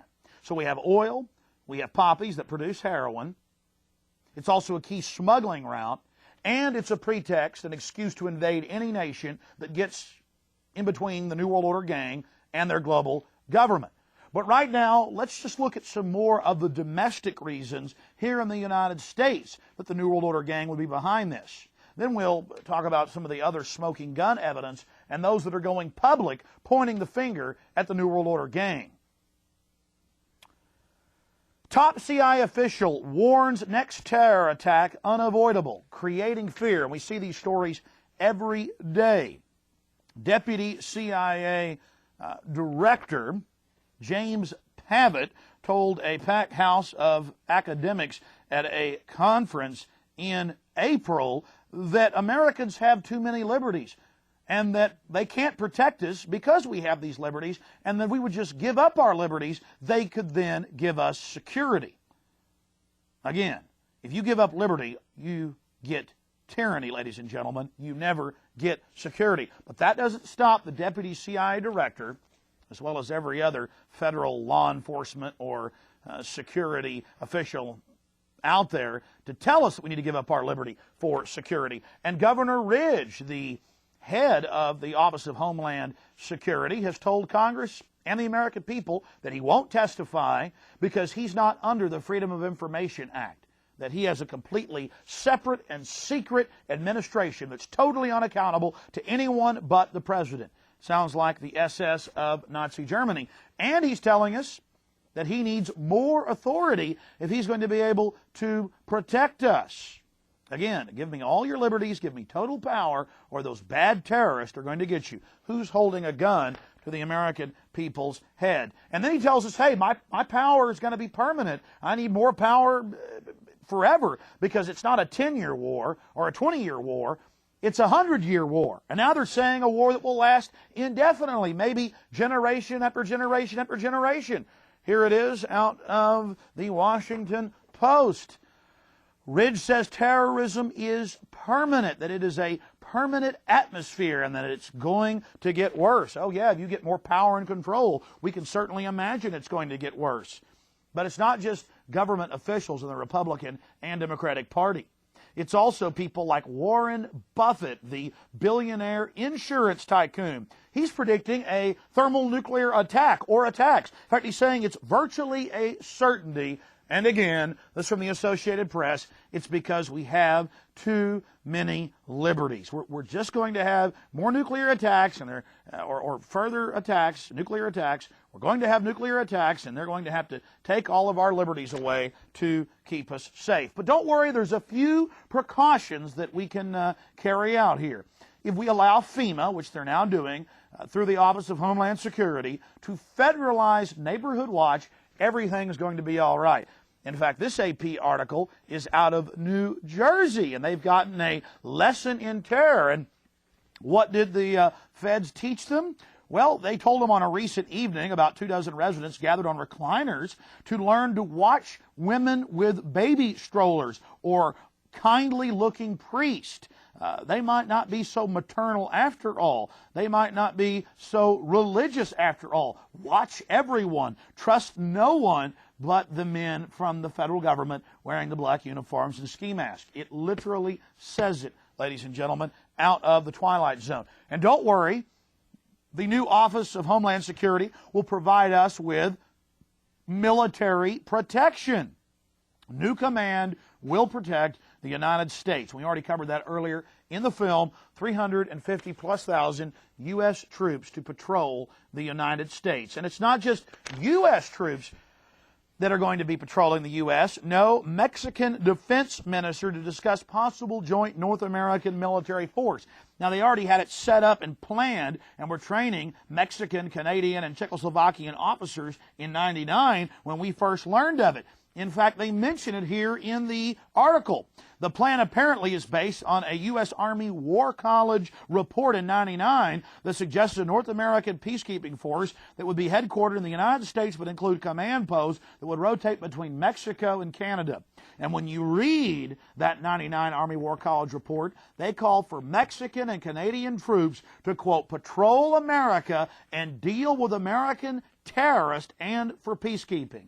And the head of UN peacekeeping, General McKenzie, just days after September 11th, on Nightline called for United Nations troops to patrol the United States. And Donald Rumsfeld called for it in early April of 2002. He met with the Norwegian defense minister and happily announced, was also reported in the New York Daily News, his press conference, that they were going to put 56 Norwegian F-16 jet fighters in America's skies to, quote, shoot down American aircraft if they were hijacked. So, again, we're being conditioned. Foreign troops are going to protect us. Now you see why the globalists pulled off September 11th. Rumsfeld, Norwegian pilots needed to protect U.S. military run down by Clinton. Oh, now conservatives were going to get those evil liberals with foreign troops, when it was Bill Clinton's dream to bring foreign troops in here. See how they manipulate you with this system. And also, starting on May 10th, 2002, they had a nonstop media blitz throughout the weekend, starting on Friday, with families, Alzheimer patients, children, you name it, being implanted with implantable satellite tracking chips. And there are reasons: medical, anti-terrorism, that way we can be trusted people, prisoners. There's now contracts with the Bureau of Prisons out in California to implant parolees. Everybody needs a chip, so we'll all be safer. First humans have now received their microchips. Family gets computer chips implanted for medical information. And again, you read on, it's for anti-terror reasons. It's for everything you can imagine. And yes, emergency drill held at school. They're having thousands of these around the country. Men in black uniforms are in camouflage, dragging children out at gunpoint. The government's got to keep us safe, and they've got to take our liberties away to do it. And more reports coming out about how torture's good and how the U.S. Army has 30 ways to get al-Qaeda prisoners to talk. Maybe. But remember, at the same time, they've flown the Taliban and al-Qaeda leaders out and have been protecting them. They had bin Laden and his chieftains in their sights, the Air Force did, 10 separate times, and were ready to kill him with their Predator drones. But the CIA said no over and over again, and then helped airlift them out of the country. But that's okay. The Army can get trained on how to torture prisoners. Again, the same reports over and over again. And don't forget that the government planned all of this back in 1962 to hijack its own aircraft, to remote control them into buildings, to bomb Washington, D.C., to attack the Marines at Guantanamo Bay. The U.S. government was going to attack itself to blame it on enemies as a, quote, pretext for an invasion. The Northwoods document, the same system over and over and over again. Problem, reaction, solution. And they were getting the feds prepared for this back in 1999. Don't forget that in 93, the feds cooked the bomb and trained the drivers at the first World Trade Center attack and let that take place. Here's the 1999 FEMA training manual for police and EMS and firefighters, and there you have the World Trade Center complex in the crosshairs. Again, talk about throwing it in your face. They do it over and over again. It's like Governor Keating's brother writing that book, The Final Jihad, 2-3 years before the Oklahoma City tragedy, where Tom McVeigh bombs the federal building. They love to throw it in your face. I guess it's part of the bragging rights or something. The list goes on and on. That is just some of the evidence of why the globalists would want to engage in this. Foreign troops, microchips, U.S. Army patrolling the streets, more federal funding and control, secrecy, total secrecy over federal agencies, sicking the CIA on the American people. Now let's look at some of the other reasons they pulled off September 11th that aren't domestic. It's about oil, ladies and gentlemen. The second biggest oil reserves, not just opium reserves, reside in Afghanistan. And all the other areas of the pipeline had been completed, other than the pipeline, the final spigot of the pipeline that ran through Afghanistan and then through Pakistan out to the Arabian Sea.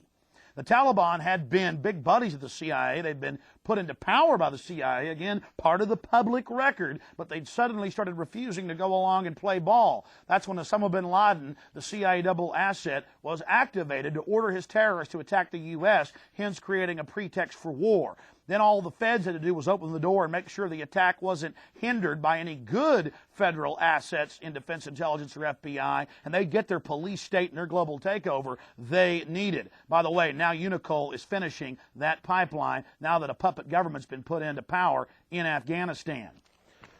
In fact, here is the congressional testimony by the Vice President of International Relations at Unicol, the big Dick Cheney oil company, in February 12, 1998, when the Taliban first turned on them, saying, hey, we got to get this pipeline through. You've got to pressure the Afghan government. This is the congressional testimony, the congressional record with Unicol saying they had a problem back in 1998. Another smoking gun. It's about oil. It's about heroin. It's about global tyranny, ladies and gentlemen. Here's another New York Times story. Oil diplomacy muddled U.S. pursuit of bin Laden. Again, ladies and gentlemen, they couldn't stop bin Laden before September 11th because he's in with the Saudis. Now let's look at insider trading, and a particularly risky type of insider trading. We're talking about put options or short selling. Now, in the days after September 11th, firms pointed out that record put options had been placed on the airline industry, but not on the airline industry as a whole. Oh no, it was even more suspicious. Record, 3 times any previously recorded put options, not just on the airline industry, but specifically on United and American. We all heard we'd be able to find out who was behind September 11th. And then suddenly the story left our media almost entirely. That's because, ladies and gentlemen, on just cursory inspection, it turned out that it was Buzzy Krongard, now executive director of the CIA, who had been behind the put options. His company had placed almost all of the put options, and 3 other high-level CIA agents' names have been listed in mainstream media accounts. This is out of the London Independent, Buzzy Krongard. And then, of course, we haven't mentioned defense spending, record defense spending surrounding September 11th. And guess who owns the major firm making the profits off the defense spending? The principals in the Carlyle Group, getting 1/2 of defense spending budget through their brokerage house. That's right, the same players again, the bin Laden family and the Bush family. Known principals in the Carlyle Group. They're making money off oil, money off opium, money off the huge defense budget, and a pretext to invade any country that gets in their way, and a domestic crackdown here in the United States.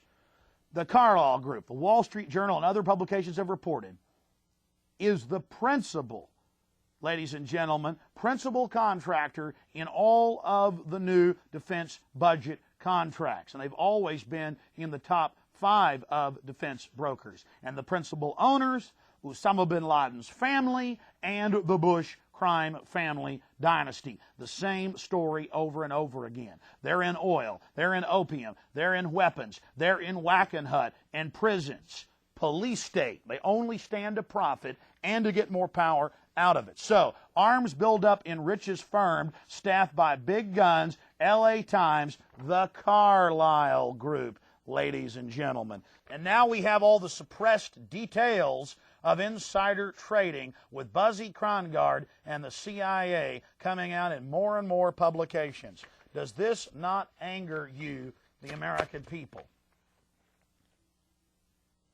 So let's go over it again. Oil, heroin, weapons sales, record defense budget, record federal budget, $2 trillion for 2003. So oil, heroin, weapons, a military excuse to invade any nation that gets in their way, and a domestic police state crackdown. The globalists profit from all of these industries which they own and control, whether it's prisons or pipelines, or heroin or police state. They stand to gain from all of it. Now let's look at some of the good news. More and more FBI agents have gone public, like Special FBI Agent Robert Wright out of Phoenix, Arizona. He was told by the Bush administration to keep his mouth shut and to not stop several of the hijackers that were training to fly aircraft in the Phoenix area. Same story we got out of Illinois, same story out of Florida, same story out of Minnesota. But again, one more FBI agent that's gone public that he wasn't allowed to stop Al-Qaeda. We also have a problem. Now we're seeing how guilty the globalists are. Bush threatened the Congress not to have multiple investigations in 7 different committees, so they scaled it down to 1 committee. Well, now the committees hit a bunch of different obstacles. CIA agents that were testifying have been caught lying under oath. They failed polygraph tests. They're absconding. Governor Ridge, the new Gauleiter, Homeland Security Chief, is refusing to testify. Again, the list goes on and on. They are obstructing big time with their hands in the cookie jars. Now Senator Graham has had to go public. This is out of the St. Petersburg Times in Florida, saying they're covering up what really happened in September 11th. Another headline, 911 inquiry delayed as staff chief is ousted in CIA dispute. This is out of the big Seattle Daily newspaper. I've got hundreds of these articles, hundreds of eyewitnesses. I've interviewed many of them myself. It's just mind-blowing. The government did this, folks, and they're coming after your freedoms. Here's another one, FBI whistleblower on 911 cover-up. Another FBI agent going public. Judicial Watch was going to have a press conference, and I talked to them. They got threatened by the White House and canceled it. They were being threatened with national security violations as spies if they exposed government prior knowledge and involvement. Unbelievable. To their credit, Judicial Watch is now suing the federal government because of the Carlyle Group. The federal government, the Bushes, are refusing to release any documents concerning the Carlyle Group and the massive defense budget and oil spending programs that they're involved in that all profit from September 11th. So the heat is definitely on these shady characters. Here's another one from September 15th out of WorldNet Daily. U.S. sent Afghanistan $125 million. Other reports say $134 to $35 million. Washington is largest donor for second straight year. So right before September 11th, they were sending record foreign aid for Afghanistan to the tune of $125+ million. And talk about prior knowledge, preparing the war. Another article, this out of the Times of India. This story came out June 26, months before September 11th. India and anti-Taliban military plan. U.S. troops, special forces, confirmed to be massing in Tajikistan and Uzbekistan for an invasion of Afghanistan. Again, this is a story from June, and there's hundreds of these articles from all over the world that our troops were massing there. What did they know that the people in the towers and the Pentagon didn't know? Why didn't they get warned? Because the globalists stand to gain from all of this. Here's another mainstream French report. French news agency, most highly respected. Bin Laden treated for kidney disorder in Dubai. Hospital officials said on the record he was there with the CIA section chief in July planning the September 11th attacks. What more do you need, folks? Now, again, there are congressional investigations. A lot of people are starting to talk about this now, and that is the good news. So now you know, September 11th was about oil. It was about being able to attack any nation that got in the way of world government and the New World Order's aims. It was about controlling the opium supply. It was about record defense budgets, which the Carlyle Group, owned by the Bushes and the Bin Ladens, stood to gain from. It was about controlling the opium supply. It was about a domestic police state crackdown. Again, it was about world government and a massive movement towards tyranny. This was their pretext. But it's not just FBI agents and senators that are going public about the cover-up. One of the most vocal critics of this administration, this would-be dictatorship, is Congresswoman Cynthia McKinney. She simply called for an investigation and said, is the Bush administration profiting from September 11th, which they clearly are in dozens of different ways. For this, she was attacked viciously in the news. And all she requested was an investigation of government prior knowledge and involvement. We saw the headlines. Politician, Bush knew in advance of 911. The Washington Post, Democrat implies September 11th administration plot. After 4 or 5 days of nonstop demonization, top story in the news, her hometown paper, the Atlanta Journal-Constitution, ran a poll. And in the poll, 52%, and there were tens of thousands of respondents that took the poll, a whopping 52% believed that there should be an investigation of government prior knowledge and involvement. So the media pulled the poll, intensified their demonization campaign. 3 or 4 days later, they had another poll. When they pulled the poll that time, it hit 51.4% believe there should be an investigation of government prior knowledge and involvement. And if you go to the Congresswoman's website, it's pretty mild stuff.